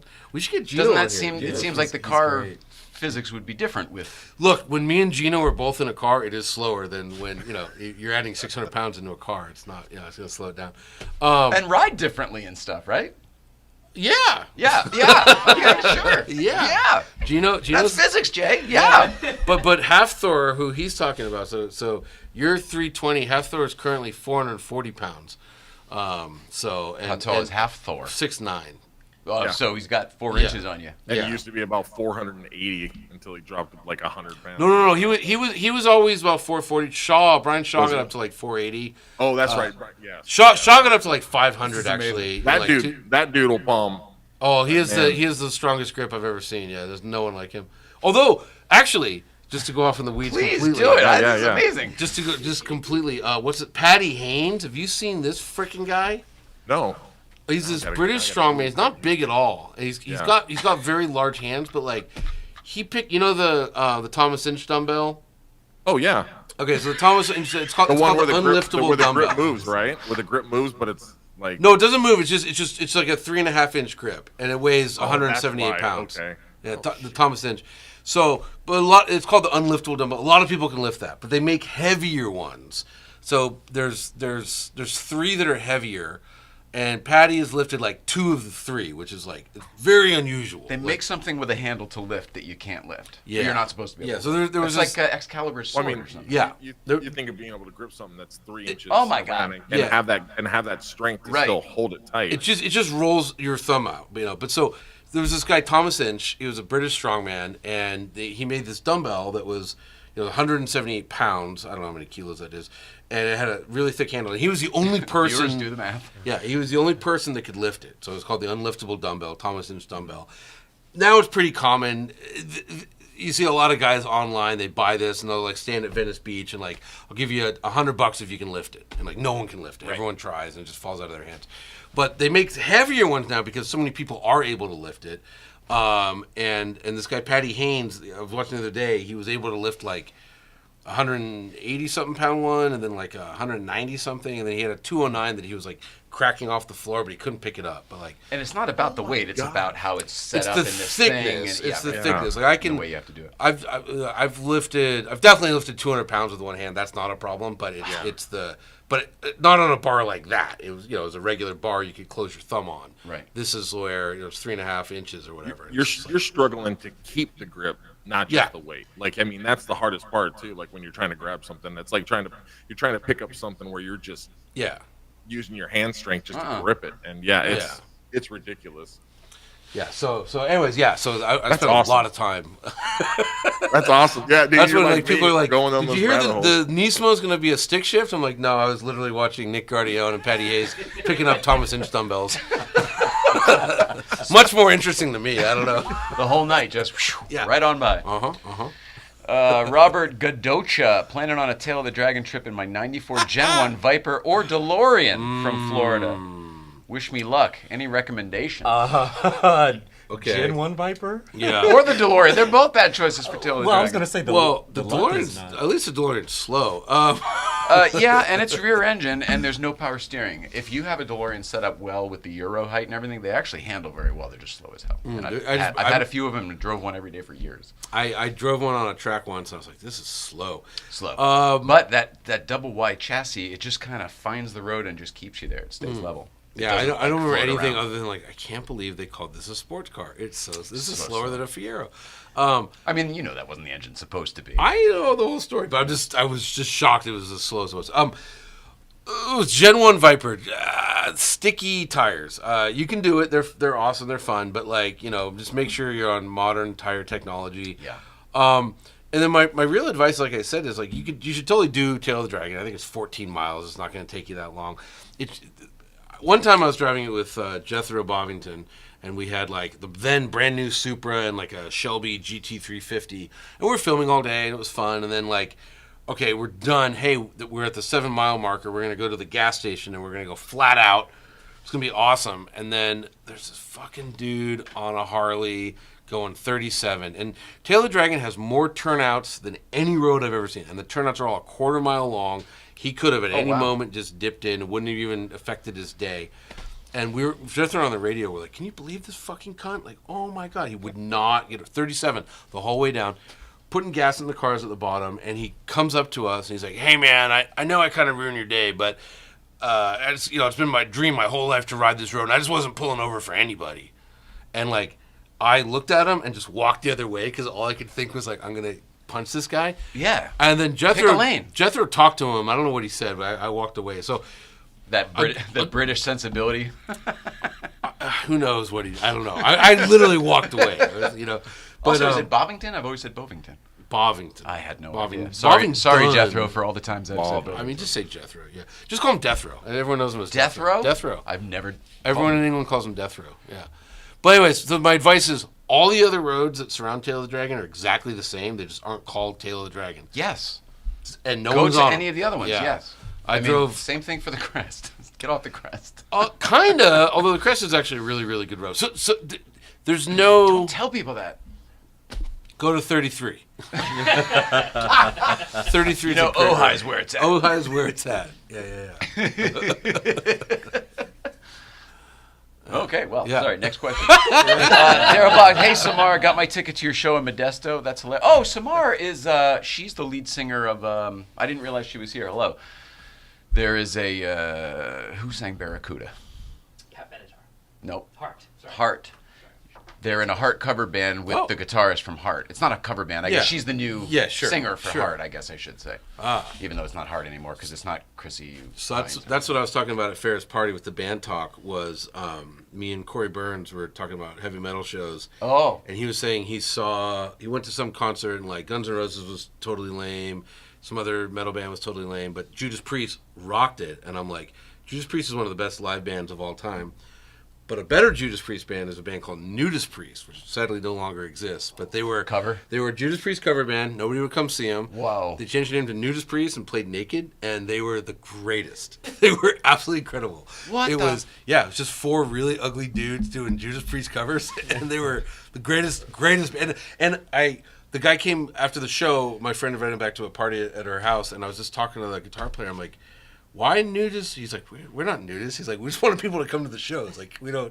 Like Red Hot Chili Peppers used to perform naked in the beginning. Yeah. Wow, and that's wild. Yeah, I think they broke up probably 20 years ago. But Nudist Priest was one of the greatest bands I've ever seen live. Like, unbelievable. There was a band in LA that was huge for a bit until they got sued for their name, and then they changed their name, and then they lost all their popularity. But it was called Metal School. Do you remember that? They had a residency at the Key Club every Monday night, and it was what's wrong with packed Metal with a School? line. Somebody else owned it. Like somehow it was Metal School with a K, whatever the heck it was. So they had to change it to something else. But they were this huge, and it was a cover band. It was like a hair band rock cover band, and they killed. There was one of my favorite bands, this is going back like way too far, 90s. Their name, they were a hardcore band. Their name was REO Speed Dealer. And that's funny. REO Speedwagon sued them. And by the way, REO Speedwagon took their name from something else. REO Speedwagon was a truck. And they sued them. And so You're right. They had to change their name to Speed Dealer. They were just never the same. That's it. Yeah. They just kind of, nobody wanted to see Speed Dealer. Everybody wanted to see REO Speed Dealer. That's funny. Yeah. Were they good? At least? They were. Yeah, I mean, if you're into that kind of music, yeah. I am, sure. Yeah, it's like hardcore punk. They were really, really good. Did you call REO Speedwagon punk? No, REO Speed Dealer was punk. Oh, so they weren't a cover band. They were a whole different type of band. It was like that's the problem. It was like John Cougar concentration camp. Like, it's a great. I don't know that one either. Oh, terrible band. Great name. Yeah, it was a great name. Really, really bad band. But there's a Finnish band called Yes Means Yes, which was a play on a Canadian band, No Means No. But I don't get it. No Means No was a great band. It was like an anti-rape slogan, so they made Yes Means Yes. Anyway, but their singer was named Martin Luther King Diamond Jr., which is one of the greatest names ever. Martin Luther King Diamond Jr. is my favorite because it's so wrong on so many levels. Is Martin Luther King his first name and then Diamond Jr.? It was singer Martin Luther King Diamond Jr. Wow. Yeah, and then Chaos UK had a guitar player named Ronald McMurder, which I always thought was a really good punk name. Oh my gosh. The strongmen are insane to watch. Giant stone Thank lifting you. is just not one of my things. Yeah. How do you feel about the heavy lifting and all that stuff? Isn't it nothing you care about? Not even. No, it's actually cool to see like what a human could do. Like when That's where I go. I go, Yeah. what the fuck? If I tried really hard, I could maybe do that. I think I would be more interested in seeing like them do something insane versus like, oh, who's the best at this specific type of skill set. Like I don't think I'm drawn to it in that way. Like I would watch it a couple times and be like, okay, cool, but I would be more drawn to like, what is a crazy thing that you're going to be lifting? Yeah, I think I agree with that. But the shows are great because the shows are crazy things like let's flip over a car. Yeah, Like or do let's a pull car the flip. airplane with our teeth, or the train Well, with the teeth is not really what they do, but they do pull airplanes, and There was a Ripley's, believe it or not. I There's think I'm one- confusing. that's a I'm confusing. specialist. Yes, when I was a kid. Actually, Incredible Sunday. I used to when I was learning to tear cards. My coach was this guy Hercules. Hercules? and names. he would He can tear a deck of cards in half like that. If I had one. Can you do that? Can you do the card tearing? I mean, no, that's a little out of my realm. no, There's but a lot of- if you got hand I your can size. crush an apple with one hand. Oh, can Oh, you? that's crazy. strong. That's crazy. I watched That's really good. I watched Mark Henry do that in a car in WWE with Chris Jericho, and they asked him to do it, and it was a regular sized Washington apple, right? And I was like I was just sitting there squeezing it, just concentrating. It must have been 15 minutes. I was just sitting there looking. All of a sudden, I'm like watching TV, and all of a sudden my thumb starts to go in, and I'm like, here it is, right? And then boom, I just freaking got it. But Nice. it was. Whoa. My Like the shoulder hurt fucking from it. My Titanic neck stuff. hurt from straining so hard, and I was like, You should- I can't do that shit again. You should work up to it, but card tearing's actually a lot of fun. It's an interesting thing to know. But Hercules would he'd like go on Ripley's and like pull Lamborghinis with his hair. Yeah, that's totally who I'm thinking of. Yeah, Hercules Okay. is. Yeah, I don't his think I name's- could do that. Yeah. No? Well, he also does his beard. He's got a beard about yo long, and he'll tie stuff to his beard and That pull is cars with his beard too. See, that's kind of funny. Yeah. That's a weird kind of I can't wait strength to go too. home and ruin my apples. Take you a while. Apple's tough. That's really so. Mark Henry is in the running for like strongest human being who's ever existed on planet Ever. Earth. Yeah. You know, like him, He Shaw, legitimately- Thor. Oh yeah, he was. What was it? It was the Undertaker said that he had a conversation with him, and they were talking about something random. And he asked him, he's like, "What the fuck are you doing, man?" And somebody had told him that there's no way that you could rip a quarter. And he was sitting there grabbing it, and it took like 20 minutes, and he ripped a quarter in half. Yeah. Like just hold it and ripped it. That's how strong he is. Are we talking like, WWE Mark Henry? Yeah. Yeah. Yeah. He was the But strongest. He was a strong like a deadlifter, right? He was for a while. power He, I lifter mean, and stuff. his real impressive thing was it's called a Pollen's wheel. It's axle press. Like he was the first person to press like I forget like 200 kilograms or something. But like it's a real thick bar. It's really you have to like flip it up. And he didn't train on it. That was his other thing was he never like the guys that do strongman now they'll train that discipline. He would just show up and like was Just He was so strong, he just did it. he was very weirdly strong, and I think if he trained, he would have been even more successful at strongman. He never really trained, but there's this guy Brian Shaw. There was this guy Zadrunas Zavickas, Big Z. Big Z might actually be the strongest person that ever lived. I mean, it's hard to say, but he was this Lithuanian dude, like It's crazy. ridiculous. Is crazy. tearing the Ridiculous. phone book a real thing? Yeah, but it's a lot easier than it looks. That's not hard. So I was going to bring up the card thing. I learned how to do that as a trick, even though it's really done. Yeah. There's like a technique to it to make it a little easier than it looks. But you're really just ripping them in half, right? You're Yeah. not. I mean, You're not fanning them a little bit. Oh no, starting nothing card like by that. card. No. Okay. No. Okay. Yeah. That's I gotta. crazy. It takes me. I would have to spend like a day of like kind of building a callus back up because it really does hurt your hands. But When you do it. once you get a callus, and it's fine. You can just tear through them. So I've never tried it. Now you got me wanting to try You it. got a deck of I got, cards lying around? I'd like to see you try I'm it. I'm a poker player. I got like 20 decks of cards. yeah. Let's so see if you can do so, it. You Well, hang wanna on, ruin one? hang on. If you just try and do it, it won't work. There is a little bit of like. Got to hold it Kind like of this and like this. the telephone book thing, right? There's that little the way that you. Yeah, it's similar to the telephone, but it's a little different. But I could Well, these are small Yeah, ones. I could probably go through this. I haven't done this in a long time. Let's see. Jay's like, here you go. Rip this. Hang on. this. You know? Oh. I don't know if I can do this. Well, it's that plastic kind of. Oh my gosh. Oh my gosh! Wow! Hell yeah! Wow! Now how am I gonna get a plumber? Oh man! Now what do I do? Sorry, it's been a while. I forgot how to do it. You did? You forgot how to do it? Well, at times I was faffing around for a second there, but there's a, I know this was a skinnier than average phone book, but I don't think that most people could just. But there's a book like how to tear a deck of cards that Hercules wrote that you can get on Amazon. So it's Back to Hercules. Yeah, but it's amazing. like a $15 or $20 book, but you could it'll. I know you could do it. It'll take you like 3 weeks to get there. You said, building By the up way- that callus and getting that text. That like he just teaches you. You start with 13 cards, get really good at that, then go to half a deck, then go to a deck, and there's also different like grades of cards, like the ones that are like casino plastic coated, so that like you can spill booze on them and they won't those are a lot harder. Yeah. Right, I'd like to just say- that material, but those old classic, like the Hoyle, like your normal cards that you buy in like a Walmart or something. Let's make a deal wise, Monty Hall wise. I feel like I should get $100 for having a phone book here at the desk. For That's you. amazing. This was not prepared. Right? Yeah. Let's see. We got some more people here. Sorry. Oh gosh, I'm really behind on these. Okay, that's you guys. Oh yeah, She Last said her time name. GNR rocked was New Orleans. Is that Guns N' Roses? Yeah, it's Guns N' Roses. I mean, I would say once Izzy left, it was all over. Yeah, Dan. REO Speed Dealer was the best band. They were so good. Magnus Ferguson. Yeah, Magnus Ferguson was great. So is Magnus Ferguson different than Magnus Magnuson? Am I making that Magnus Ver Magnuson Yeah. is still around, and he has the Magnus Strongman Classic in Iceland. He's also a head judge for World's Strongest Man and a couple other competitions.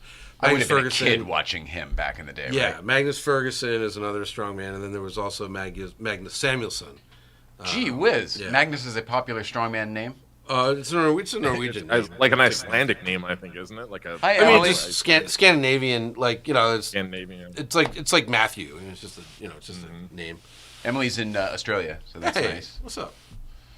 So Brooke it's Mathis. about like 11 Okay, so o'clock everyone's happy tomorrow she's there. here. Okie doke. Hey, Brooke. Oh, this they're is just always talking interesting to to each me when other. they're having Yeah. each other. I always like, it feels a little incestuous. Hey, Daryl. Hey, Brooke. Whoa. Love this. That's a barrage. That's a barrage of Goonies right there. This is what this is. Oh, yeah. Well, again, Right.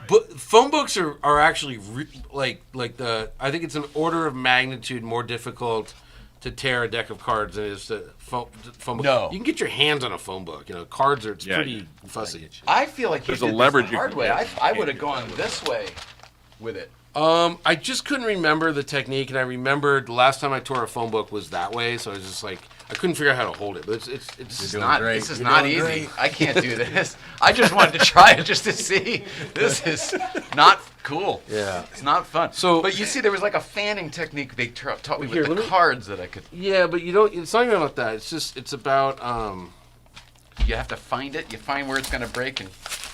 Oh my gosh! It's just like applying torque. Oh. So that's another way to do it if you're sitting down. But that You just but crank it. You just crank it a little. So, yeah.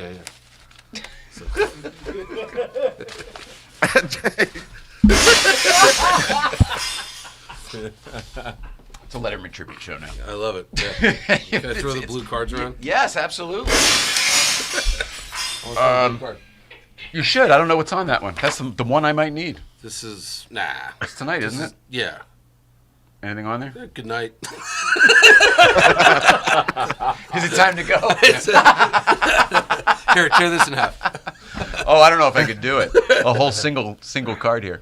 Met Dustin at the Goonies reunion. We talked about that. So O-Shift, what happens with O-Shift from here? You're killing it right now. Where does it go? Yeah, so one, I'm not sure if everybody watching knows what O-Shift is, so I'll take a second. Please. We are a minority-led automotive show, so our main goal, number one, is to make a safe space for minorities in the automotive space, whether it's your gender, your race, your gender, your ethnicity, if you have disabilities, whatever it might be, we want to have representation and inclusion there. And so What we're aiming to do is bridge the gap between the car clueless and car enthusiasts. And the reason we're doing that is because, like, if you take my community of queer people, for example, like, most of them don't know anything about cars. Like I know that I'm learning. Oh, you'd be surprised. I'm learning from him that there is a strong population of queer people within the car community, but I'm speaking to the people that I'm out with, that I'm like interacting with in the day to day. Like, a lot of them don't know, but it's because that they were excluded from this space, right? Because there's like a lot of. So do we need to start a Queers in Cars? Can we just do that? I would Like, fucking love to. What's do wrong with that? I would love to. Queers and those tolerant. Right? I love that. What's We're that? gonna work I on mean, the it already name. But exists. Like, Great Autos is a great queer club. For Great cars. Autos? Yeah, Great Autos. I'm part of it. Do you know that one? I don't. So thank We you. gotta get you in touch. But that was my biggest revelation was when I started doing this professionally. Like, the car business. I'm not talking about the car community, but the car business is 50% gay, if not gayer. It might be the gayest profession. I hate to tell you this, Hollywood too. and a warning, there's a lot of Jews. Yeah, there's a lot of Jews. A lot of Jews. Yeah, I know. Oh boy. But like, I was just shocked. Like, wow, every single person. Like, you know. But if you think about it, at least for like, you know, it's still a very male-dominated space, the car world. Sure. So gay men are men, and then also like with like buying cars, like, you know, gay men tend to have less children than straight men, and so you got a lot of extra money, you know. So you can buy nice cars. Yeah. That's interesting. Yeah, like go to doing Palm college Springs. funds and stuff. That's interesting. Look at the car scene in Palm Springs. It's mega, you know. It is. Yeah. But so when I'm thinking about the community, when I like look at cars, for example, I think of cars as like a giant playground for self-expression, right? And I think that's something that the queer community does really well, is like express themselves creatively. And like, so I talked about this before, I think maybe with friends or in a different setting, but it was like, you look at the like people that do drag, right? Like, they don't have too many resources, but they are very resourceful with what they have. They create these like extravagant outfits for the night. And I'm just like, I've seen that across the board with the queer community and the black community as well. Is like, you work with what you have, and that's where creativity really comes from. And so I was just like, if they knew just what cars were in that capacity, like imagine what we would start seeing in terms of like even how it would impact the aftermarket community. Right. And then when you think about how brands market to people, a lot of what brands do is they like look at the queer community, the black community. They're like, that's cool. We're going to use that to give it a little Correct. edge. So Yes. if the queer community was getting behind cars, their hands on cars, finding cool ways to make them like even cooler than they are, Right. or attract a different market, I think it would. It's an expansion of creativity. I'm gonna blow your mind, tie it all back at the ultimate O Shift episode for you. RuPaul is a major car collector. Yes. you know that? Does somebody know RuPaul? No, but like Nicole I did. saw He's probably in her phone. I saw could probably get to him. RuPaul not dressed up at Malibu where we had lunch today. In like it was a Mercedes. I think it was a 190 SE, so like the mini roadster, and I was like, that's RuPaul. And then I said, my wife's a huge like drag queen, but drag race fan specifically. Oh, I always forget about the show. And she was like, "Oh yeah, RuPaul like has like 6 classic cars and like I'm like, what? Like, you know." So yeah, so that would be the ultimate O Shift. Okay, I feel like we could make that ultimate. happen. I would. Yeah? Love, I feel that like would why be- not? That would be so. I mean, fun. I don't know if RuPaul wants to go on camera. We'll find. Like, I have a feeling this might be a match. I mean, RuPaul's possibly. into new stuff like this, Yeah. probably. I would absolutely love it. But yeah, so that's how we started. That's our roots. And so the show, you know, originally started off as like a variety show because, you know, I was bringing humor into it. Like we would tell car news like SNL Weekend Update. I watched your Bronco video Oh, today, no. and I watched it over and over because I couldn't tell when it was over because you did a good job on the loop, but I just found it so funny that I enjoyed watching it over and over. Yeah, it was a lot of fun. That was more of an outtake, but it was hilarious. Yeah. No, that's how the news was. We would just like get bits, and I'm such a huge fan of like sketch comedy and all that. And I was like, cool. What if I do this, you know, like in the the capacity of cars? And so we had like a full segment, but it was kind of long and we were new. So I was like, okay, let me trim it back a bit and like focus on the one part of it that I find the most interesting, which is like focusing on these cars, and I, for a while it was me interviewing people, but what I found was when you're having a conversation about something, you can be like, okay, we're going to keep this at 10 minutes, but when it's something that you both love, you just keep talking about it, and next thing you know, like, He's the king of the long podcast right here. I want to get back to Strongman. This car stuff's boring.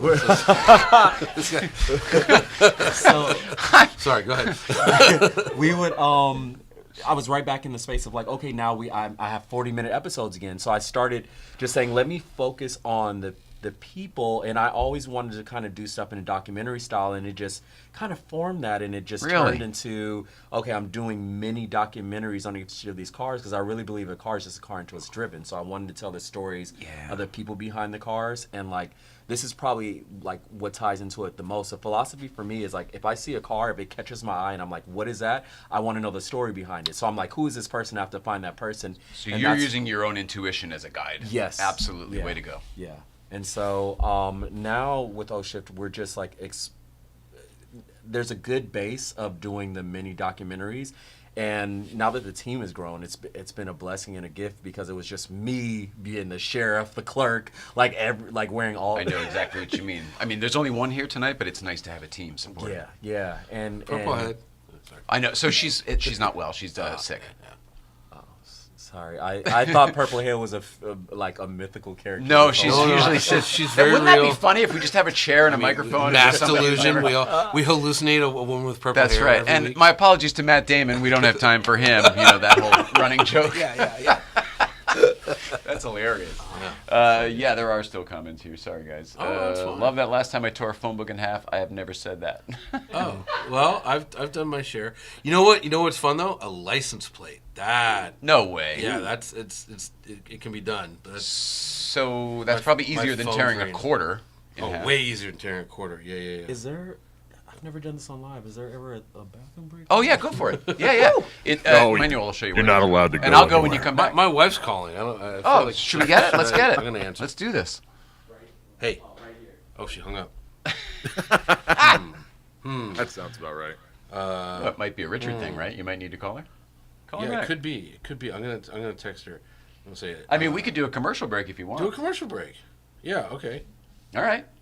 We'll be gonna right say back almost. with more right after this.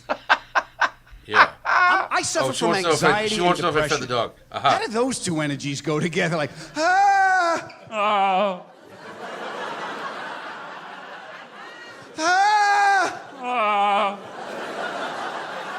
I'm afraid of the future. I regret the past. How did this happen? I blame myself. I need to face my fear. I gotta lay down.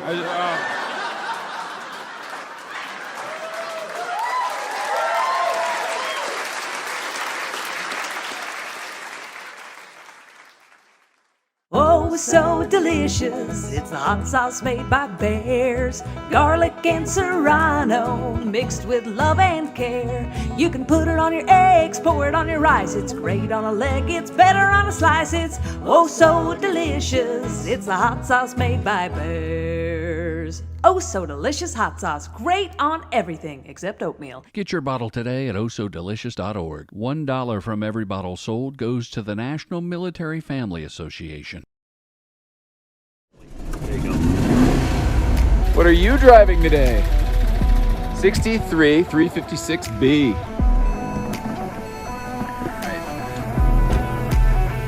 Hey, 111. What are you driving today? Here we go.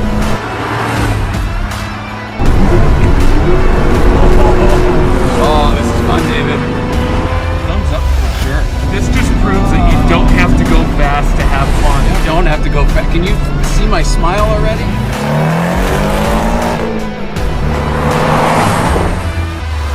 Okay, I'm impressed. Don't need to stick it. He's already got it. My car's gonna feel slow as balls after this, I'll tell you that. Pedal down! Yeah, baby!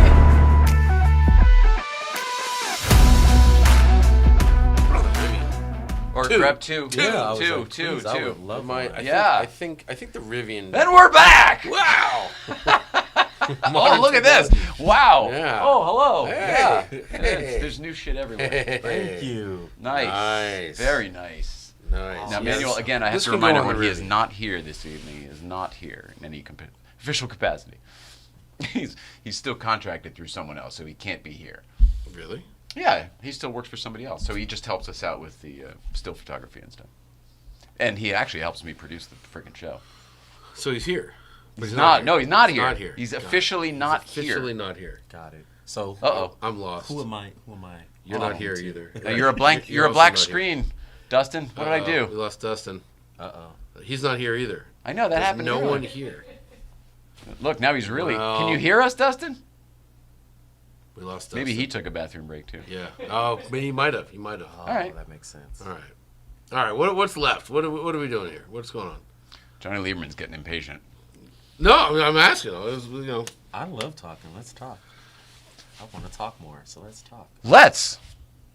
What do you guys want to talk about? GBBC. That was a nice. That was a nice segue to we all met through GBBC. Well, I technically met him through Larry Chen.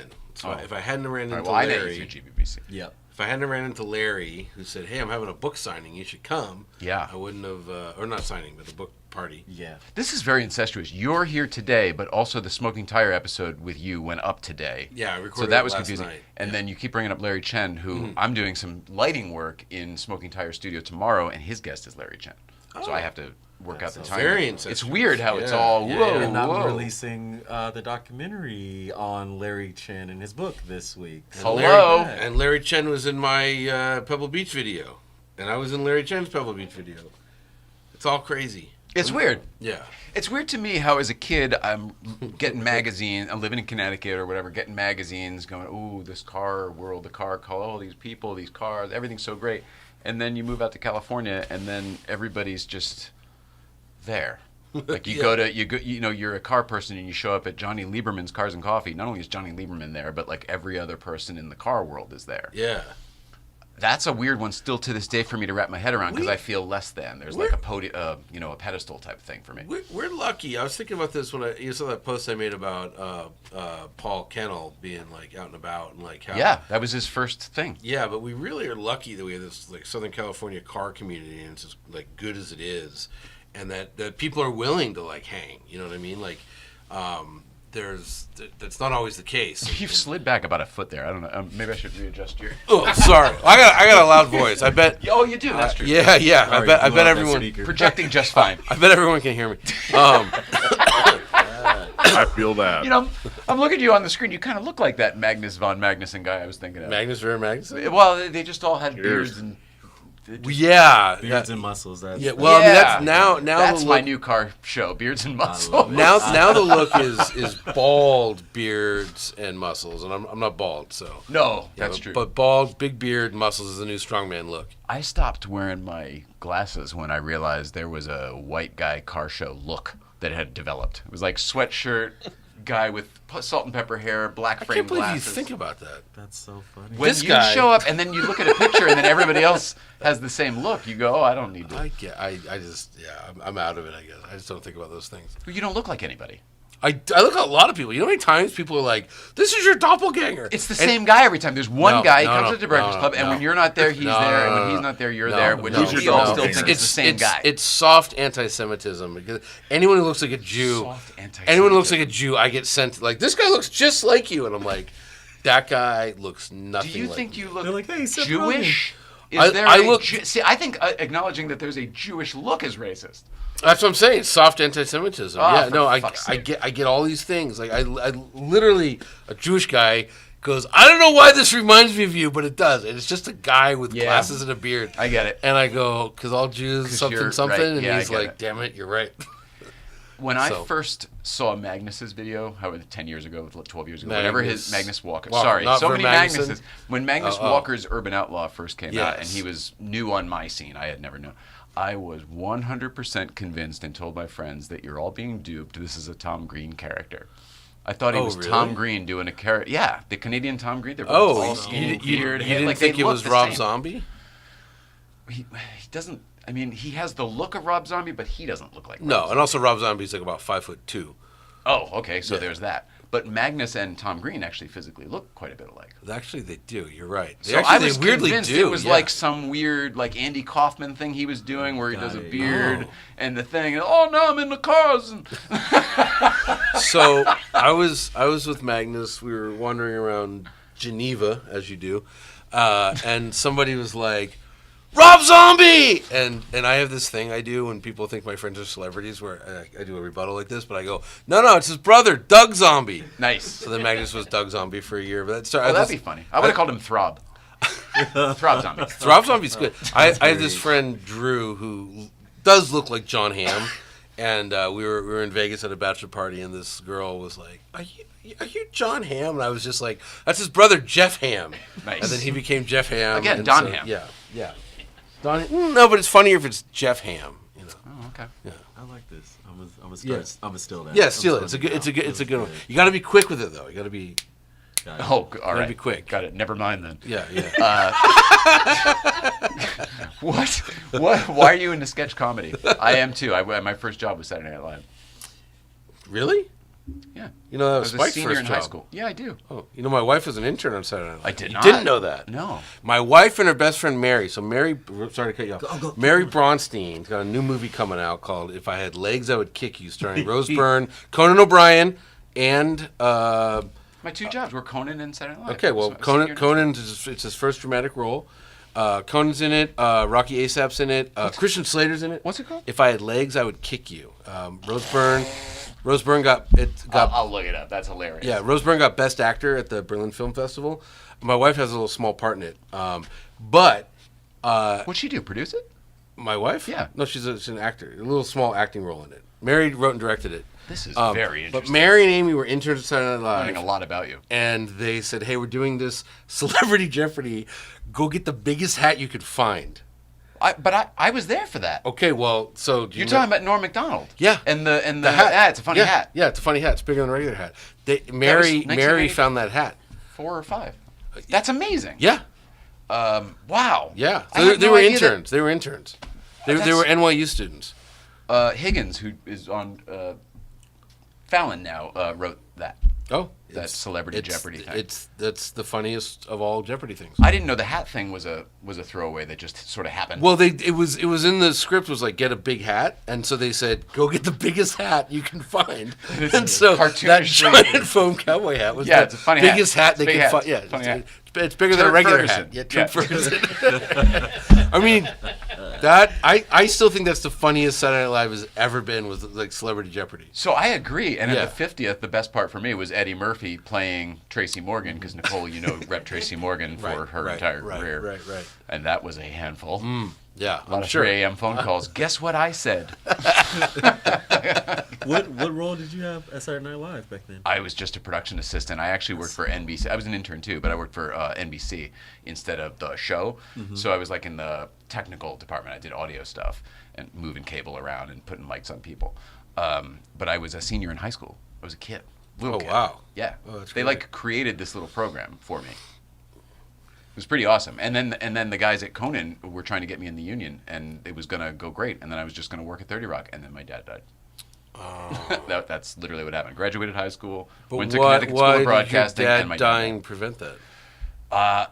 Everything that came with it. Unfortunately, there was a lot of family stuff and probate court and suing. It was ugly, very ugly. It took like 2 years. And then when I went back to go visit, they were like doing different stuff. And Conan was a success now, and weird things. Right. And then I would day play here and there, but I never actually worked there. I would like freelance. Got it. Anyway, it was super cool as a kid. I worked on Rosie O'Donnell, Today Show, Dateline, before it was Dateline. Conan came to our house.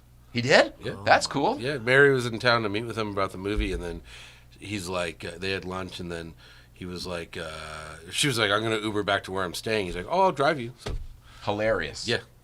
That's hilarious. Yeah. I only know the New York Conan. I mean, I've seen Conan out in LA, but I only know like the New York version. I can't imagine him like, I'll drive you home. Tesla Model S. Of course. What else would it be? Yeah. Celebrity guy who doesn't This like is like 2 years ago. He supposedly still has his Ford Taurus SHO from the old days. Sure. The green one. Yeah. Supposedly. Yeah. That's hilarious. So back to what got you into sketch comedy? I don't. Or are you a comedy fan in general? Yeah, comedy fan in general, but I think like my introduction into comedy, like where I developed my sense of humor, was between Mad TV and Arrested Development. So it's either like that was just the writing on Arrested Development. Oh my God, and the acting. The best. So good. So fucking The best. good. Like That show killed television though, because it showed how cheaply you can make a show. Like if you don't need dressing rooms and everything else, and you shoot on small cameras. I swear, because they all agreed to do it. Yeah, well. And then they did it, and it was a success. there's a documentary on it about like how, or maybe it's a YouTube thing on it about like how like nearly impossible it was to actually make that show and like get it to actually get the pilot. If it wasn't Ron Howard and Imagine, it wouldn't have happened. Right. But yeah, I would say I love a fucking good laugh at the end of the day. Like, it's all about having a good time. Yeah. So like it was just kind of always in me because there was just like shitty things that always happen, and so I was just like laughing about everything, and I just eventually like would turn on the TV and see people like making jokes out of like any and everything, and I was like, oh, this is my people, and so it just started to develop. But I think like recently I started circling back to it because for some reason Conan just started appearing like all over like YouTube, and I'll just like watch one thing, and I didn't even know anything about his podcast until this year. I was oblivious to that. Like Conan Needs a Friend. Yeah. And I All of started them watching are good. him with all that. I think because I watched Amy Poehler's The Good Hang. Oh, and yeah, so she's it great, served too. that up, and then I started like getting back into it because I watched the thing. I don't know if you've seen it. There's like a reel of like Martin Short like roasting Conan. Yeah, because they're really friends in real life. Yeah. It was fucking, it's like some of the best shit I ever saw. So I started going back and watching all the things he had did, and I started watching all these people and the people in their individual camps, and it just like kind of brought me right Wait, back. how old are you? Can we start with that? I'm 37. All right, so you're a bit So I just younger. watched Strongman. No comedy, just Strongman. We know what you watch.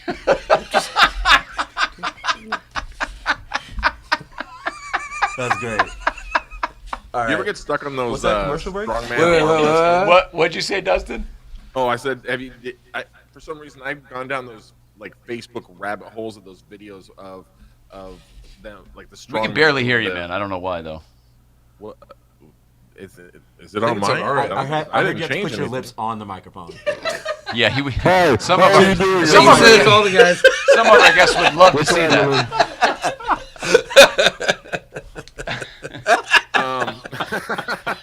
It's miming on Late Night Playset tonight. Right? Mime is money. Can you hear me better now? Can you hear me? Is this okay? Yes, that's good. Would you like me to get closer to that microphone? Yeah, that's there you go. Is that better? Wait, you ever get stuck on Facebook rabbit hole? What?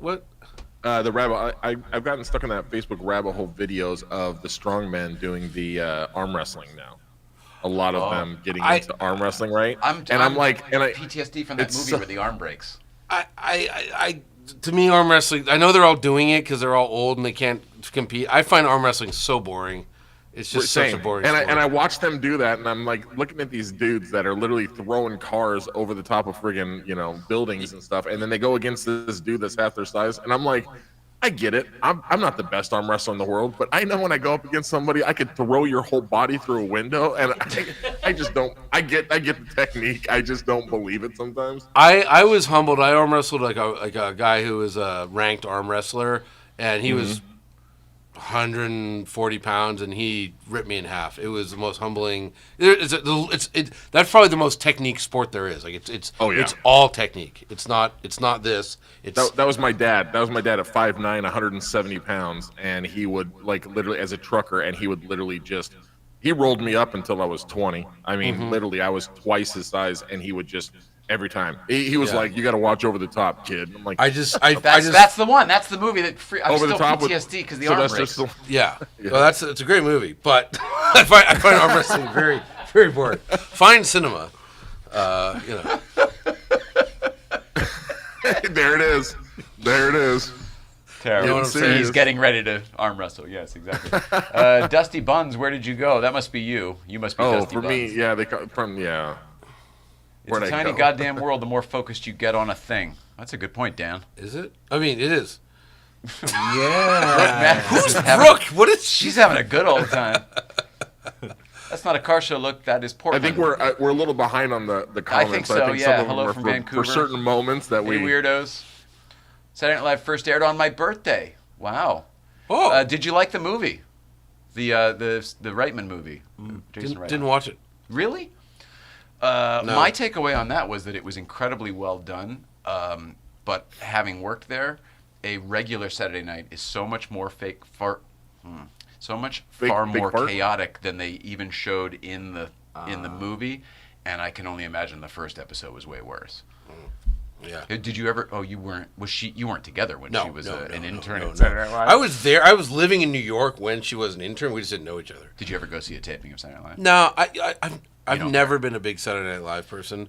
I never even thought it was funny until Celebrity Jeopardy. I thought that was just hysterical. Even the Bill Murray shit, I never thought it was that funny. Yeah. And then it got a lot unfunnier. Well, it's waves over time. Yeah, I mean, I sat through in high school. My friends, we have to watch Saturday Night Live. I just sit through like a lot of Chris Kattan and I didn't enjoy that certain parts of that era. I think my favorite was like Kristen Wiig and Sure. like. I think it just kind of, as you were saying, it comes in waves. Like sometimes you get a good class that comes through there, and yeah, I just never found it that funny, and that's me. What about sketch comedy at all? Sandler Did you like any of the other shows? Good question. I was going to get to that too. What's that? No, if you like any other of the sketch show, Mad TV or whatever. I mean, they were all fine. I was never. I don't know. It just seemed. I don't know. No, not really. Not really. I'm trying to think. Like Hans and Franz was sort of funny. Oh well, they did the Strongman. Yeah, a little bit. Oh, no, I mean, it was more than that other one. Schwarzenegger. You're right. It wasn't. No, but what was the one? There was a hilarious Saturday Night Live where they do a. Oh, here comes Magnus von Magnus, and he's going to do the thing at the steroids. Yeah, the steroid Olympics. Yeah, I don't know. And it was like the stuff I thought hilarious. was funny, nobody else liked. Like John Lovitz did like this devil character and this other character Frenchie. I thought they were great. Everyone else hated them. I don't know. I just never connected. Plus, I'm allergic to Will Ferrell, so that's kind of. So I was there during that. Yeah, so that's why I like Celebrity Jeopardy. Cause, we went back in like 2009 or 2010, something like that, and they to go see the show, and they put us in the front row. Nice. So it was Rosario Dawson, but I only pulled this up because right before the show, the cold open was with Kristen Wiig. And I don't remember what it was, but she was playing Diane Sawyer, and somebody said something or whatever, and I just laughed because I thought it was funny, and I was listening to the crew talk, which the audience wasn't, and so she looked at me like, "What's up?" I was like, "No, you look beautiful. Everything's great." We had like a moment, literally in the 3, 2, and then she had to be Diane Sawyer, right? But that schmuck was in the front. Front row, talking to her during the show. To answer what you were saying, like the one sketch I did like a lot was the UCB TV show, because it was really funny sketch comedy, but it was all interconnected, kind of like how Arrested Development's all interconnected. You know what I mean? So like, I think that's my problem with sketch comedy is like, it's funny for like 20 seconds, and then you're stuck with 4 minutes of it. Of the bit. And then once you've gotten the joke, you're right. And then they make Night at the Roxbury, which is 90 minutes of the same one joke. And so it's always... And your Will Ferrell and Chris Kattan. I mean, that is a triple fail for you. But that's why I liked Celebrity Jeopardy, because they just insulted Will Ferrell the entire time. Because he's Alex Trebek. Yeah, it was great. Suck it, Trebek. Yeah, it was the greatest. I'll take the rapist The for 100. rapist is like brilliant. Therapist. Literally brilliant. Like literally brilliant. Yeah. Why don't you give me ape tit? That's appetit, whatever. Anal bum covers. Which was, what was it? Album cover. Album cover. Anal bum cover. The penis mightier. Oh, that's a good one. The penis mightier. Swords. That's S words. And you know, the thing about him is he ended up becoming the new Don Pardo. He announces the show now, Daryl Hammond. I don't know if you knew that. I did. Fine. Sorry, I did know that. Good for My you. wife was on Jeopardy. I know a lot about Jeopardy. The real Jeopardy? Yeah.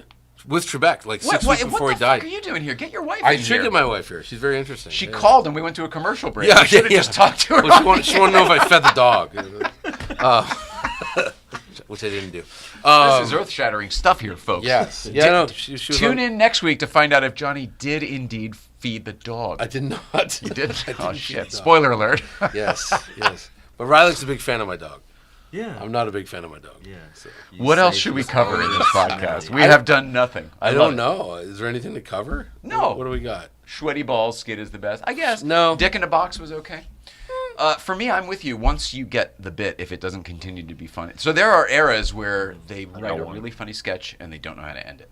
Oh, And yeah, there are absolutely. just there are just so many. But sometimes, you know, the roller coaster gets to a peak where you get the Amy Poehler's, the Tina Fey. But see, Amy Poehler was so good on UCB, and You then keep saying that. She was first on Conan as Andy Richter's little sister, is where she played it, and then UCB came around, and then they all started going on Conan in the '90s when nobody was watching that show. Did you ever watch this UCB show? No, no. I'm gonna be an unpopular. I can't even explain and say I'm not a big fan. But the show. All right, I'll watch it. The show was, and I did go when I lived in New York. I went to a UCB. They had a live performance. They taught improv classes there before they came out here. And then they like the top level, like there was 4 UCB members, and so they would be on stage. Amy Poehler doing improv back in 1998 was like, I think maybe the most shatteringly funny thing I ever saw. She was so fast and funny. It was insane. Yeah. Like I've just never seen anyone do improv where I'm just like literally dying every time. Where they're ahead of you. They're ahead of everything. You're pretty quick. She was ahead of everything. She was force of nature. Like so much funny than everybody else. And I've actually never seen a live comedian that funny.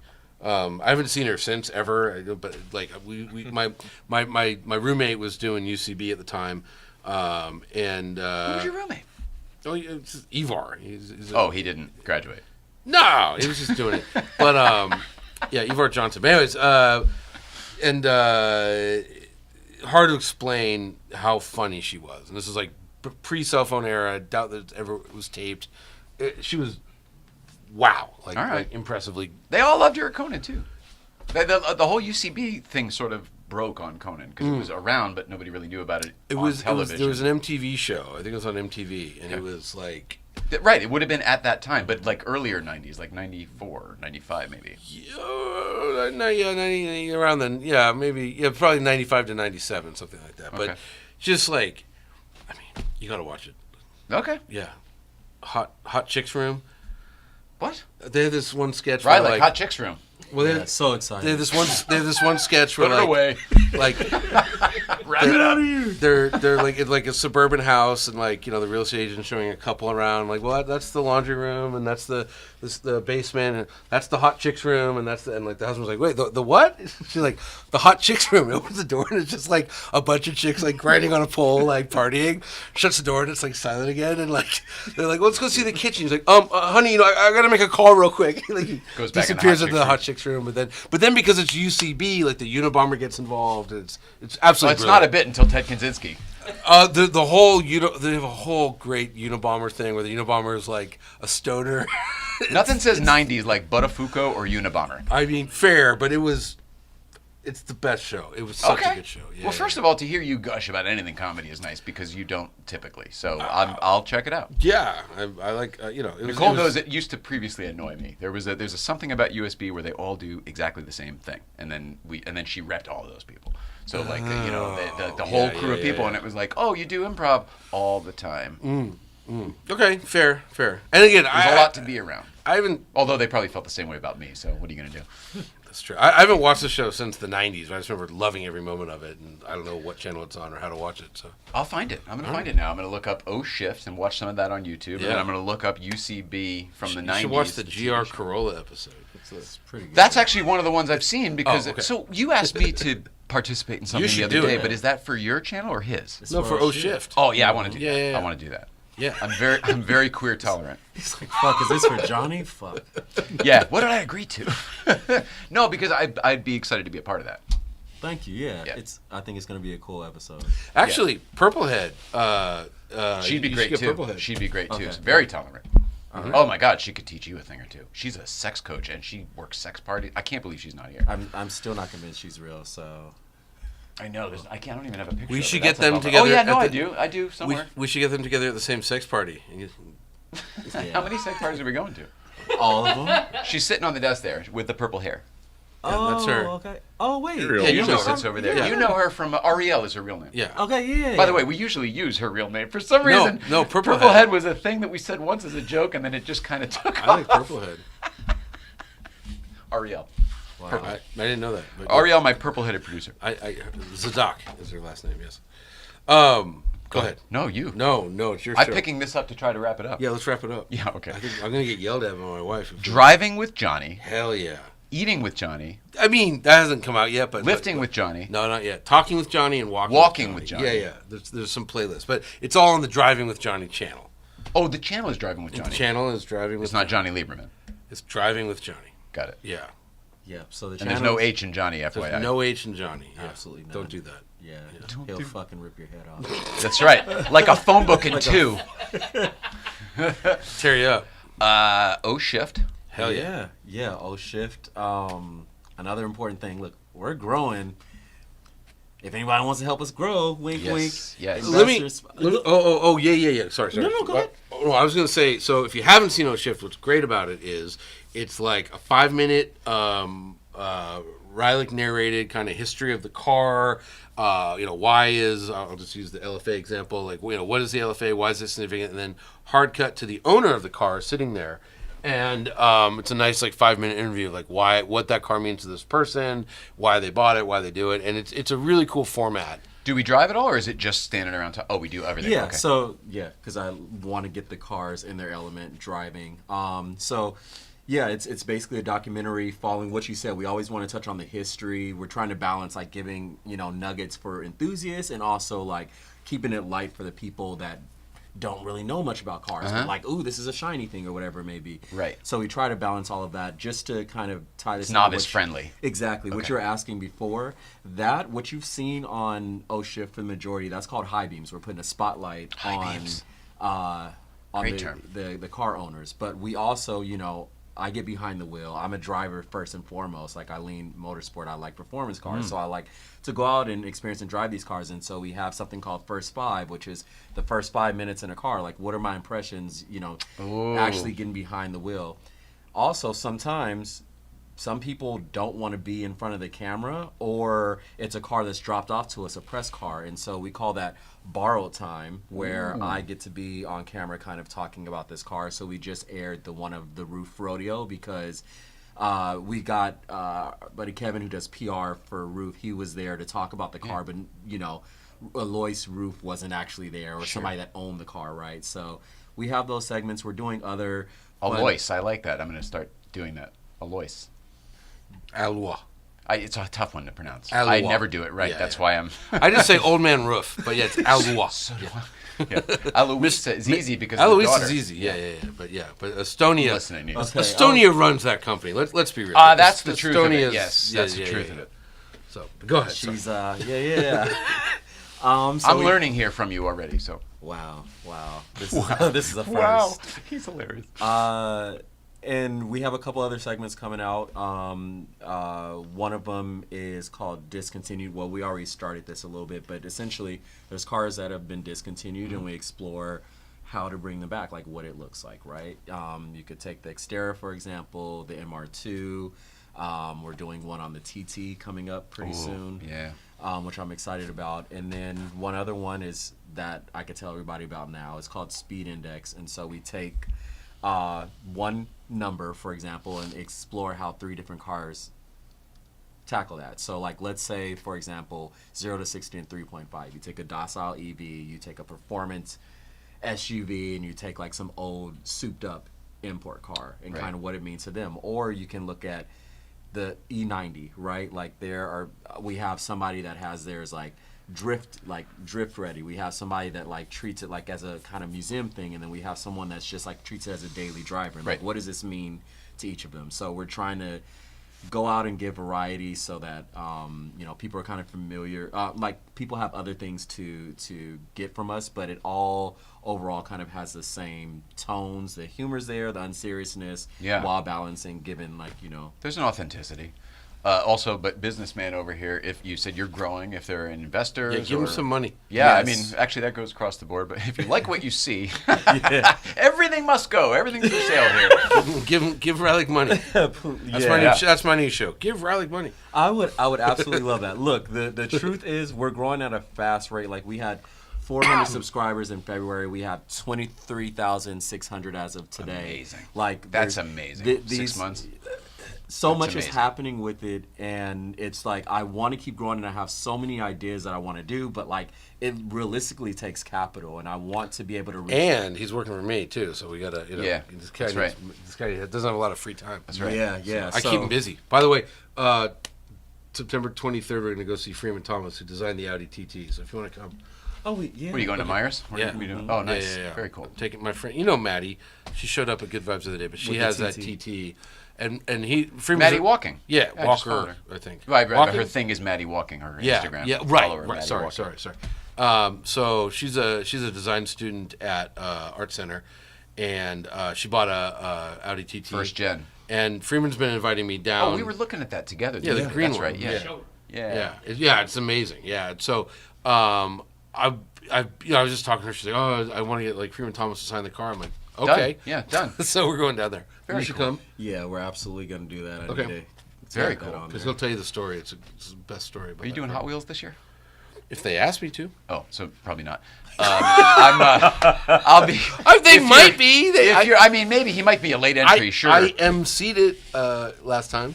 Okay, Yeah. I'm a guest judge this year at the Legends tour. Yeah, no, It's my I first time. emceed the Legends tour. Right, this is my first time. I'm trying to do a Yeah, little no, plug but for I'm myself saying, here. like, I'm You don't in seem to charge of care. all the judges. I introduce all you schmucks.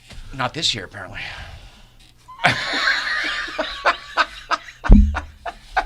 Fair. I know I'm When here is and it? you're When- here. when is I it? know. When is it? Good point. It's September. When is it? It's right before I leave. October 4th. October 4th. This will be the last thing I do before I leave on the next grand tour. I feel like the last one was it already a year ago? I guess so. Wow. Because they go all around Yeah. the country or the world, I guess, and then I mean, come back to El It could have been a Segundo. year ago. Wow. I guess I'm not doing it. Well, you might be. No, I doubt it. I would have heard by now. That's what I thought. I don't know, maybe. Yeah, I would have heard. We should hang out more. You're all right. with Let's. We now know each other. You know where We I should live. hang out less. You and Magnus. I always tell other people. I say, "Oh, Jonny Lieberman's coming." They're like, "Oh, that's so great." I go, "How'd you get him or whatever?" I said, "I asked him the first time, and then he books himself from here on out." Yeah. Every time I see you at a social event, you're like, "Hey, we gotta do a podcast." Why not? You have your own now. That's why I thought maybe why not. Oh, I Talking actually with Jonny. don't. I mean, I could. I was talking with Johnny. It's more of a Q&A thing. It's Okay. just- yeah. It's not really a podcast. Yeah, but it's you kinda- do everybody else's. You're like the most famous podcast guest. I pride myself on that. Yeah. In fact, Magnus Award-winning. Magnus is doing a podcast now. Is that official? I think it is. Over COVID, he was going to do one. I was going to help him build a studio, he's but then he doing lost it. interest. And I'm like, you got to have me on. He's like, absolutely. So, Yes. that'd be good. I mean, that's a no-brainer. I think so. You're the only two people who book themselves, you and Magnus. Oh, who really? Just call whenever. Oh, let's do a podcast. I mean, I do that let's with do a podcast. I do that with Farrah. Just always book myself, and It was fun doing the 10th anniversary. Oh, that was review. amazing. Or the It was 1000th thousands, episode. yeah. That's what it was. But Matt or Zach, I think, figured out I've been on that show more than anyone else. Especially if you add up the time. Well, yeah, The but no, but hours. number of appearances. So Dustin, what's going on with you? You have anything to plug? What's the name of your podcast? Is it just Hanging with Dustin? My podcast has many names, but Daryl and myself are going to be getting our pages set up so that way we can actually have more platforms instead of just Facebook right now. I mean, obviously, we've only been doing it about a month. Yeah, So- but the viewership is huge on yeah, Facebook, so it seems... We're doing, pretty good. Usually about 15 to 25 active viewers and about 1,000 views by the end of the week, usually. So, doing pretty good. Yeah, with for a lot just of starting, things. it's great. Yeah, so it'll And be on pretty one cool. platform? And just on the one on the Facebook right now, I had 400, 500 followers as of 2.5 months ago, and now I'm 1,700, and I don't even know why people. Yeah, are so to get watching, 1,000 but- in a month is a big deal. Can you tell us the premise? Yeah, so it's. The premise of your Well, podcast? So my podcast it started originally, like Jay had said earlier, we had met at the 40th anniversary for the Goonies event, right? So it was kind of a big thing, representing the documentary, a lot of people that I met that was down there and stuff like that. And then one of the, I think the icons in cinematic history, Mark Marshall being a part of, from Harry Potter's Free Willy to Goonies to Indiana Jones to all kinds of stuff and Star Wars. He was and he started came as on Spielberg's and assistant, and then he became a Yeah. producer, and he literally was the kid wrangler for all the kids on Goonies Oh, and funny. stuff like that. So he's got a lot of worked on Raiders of the Lost Ark, like tons of stories. Oh yeah, huge stuff, right? And he, I reached out to him, and he came on the show that I was co-hosting before, and he ended up doing 3 shows, became a friend, and we messaged back and forth, and kind of using that as a spark to just start having a podcast for the people. You know, we like Jay came on last night for my mental health night, which I have done 3 times. We do throwback. I did that Thursdays, because a lot you of put 80s up, you stuff. just FYI for everybody else, you put up a thing in the middle of the day saying this is a terrible day. I don't know what's going on with me. Everything's awful. Wait, Should I do this Dustin, show or not? Wait, you had Jay on for mental health? That's sort of like you gotta.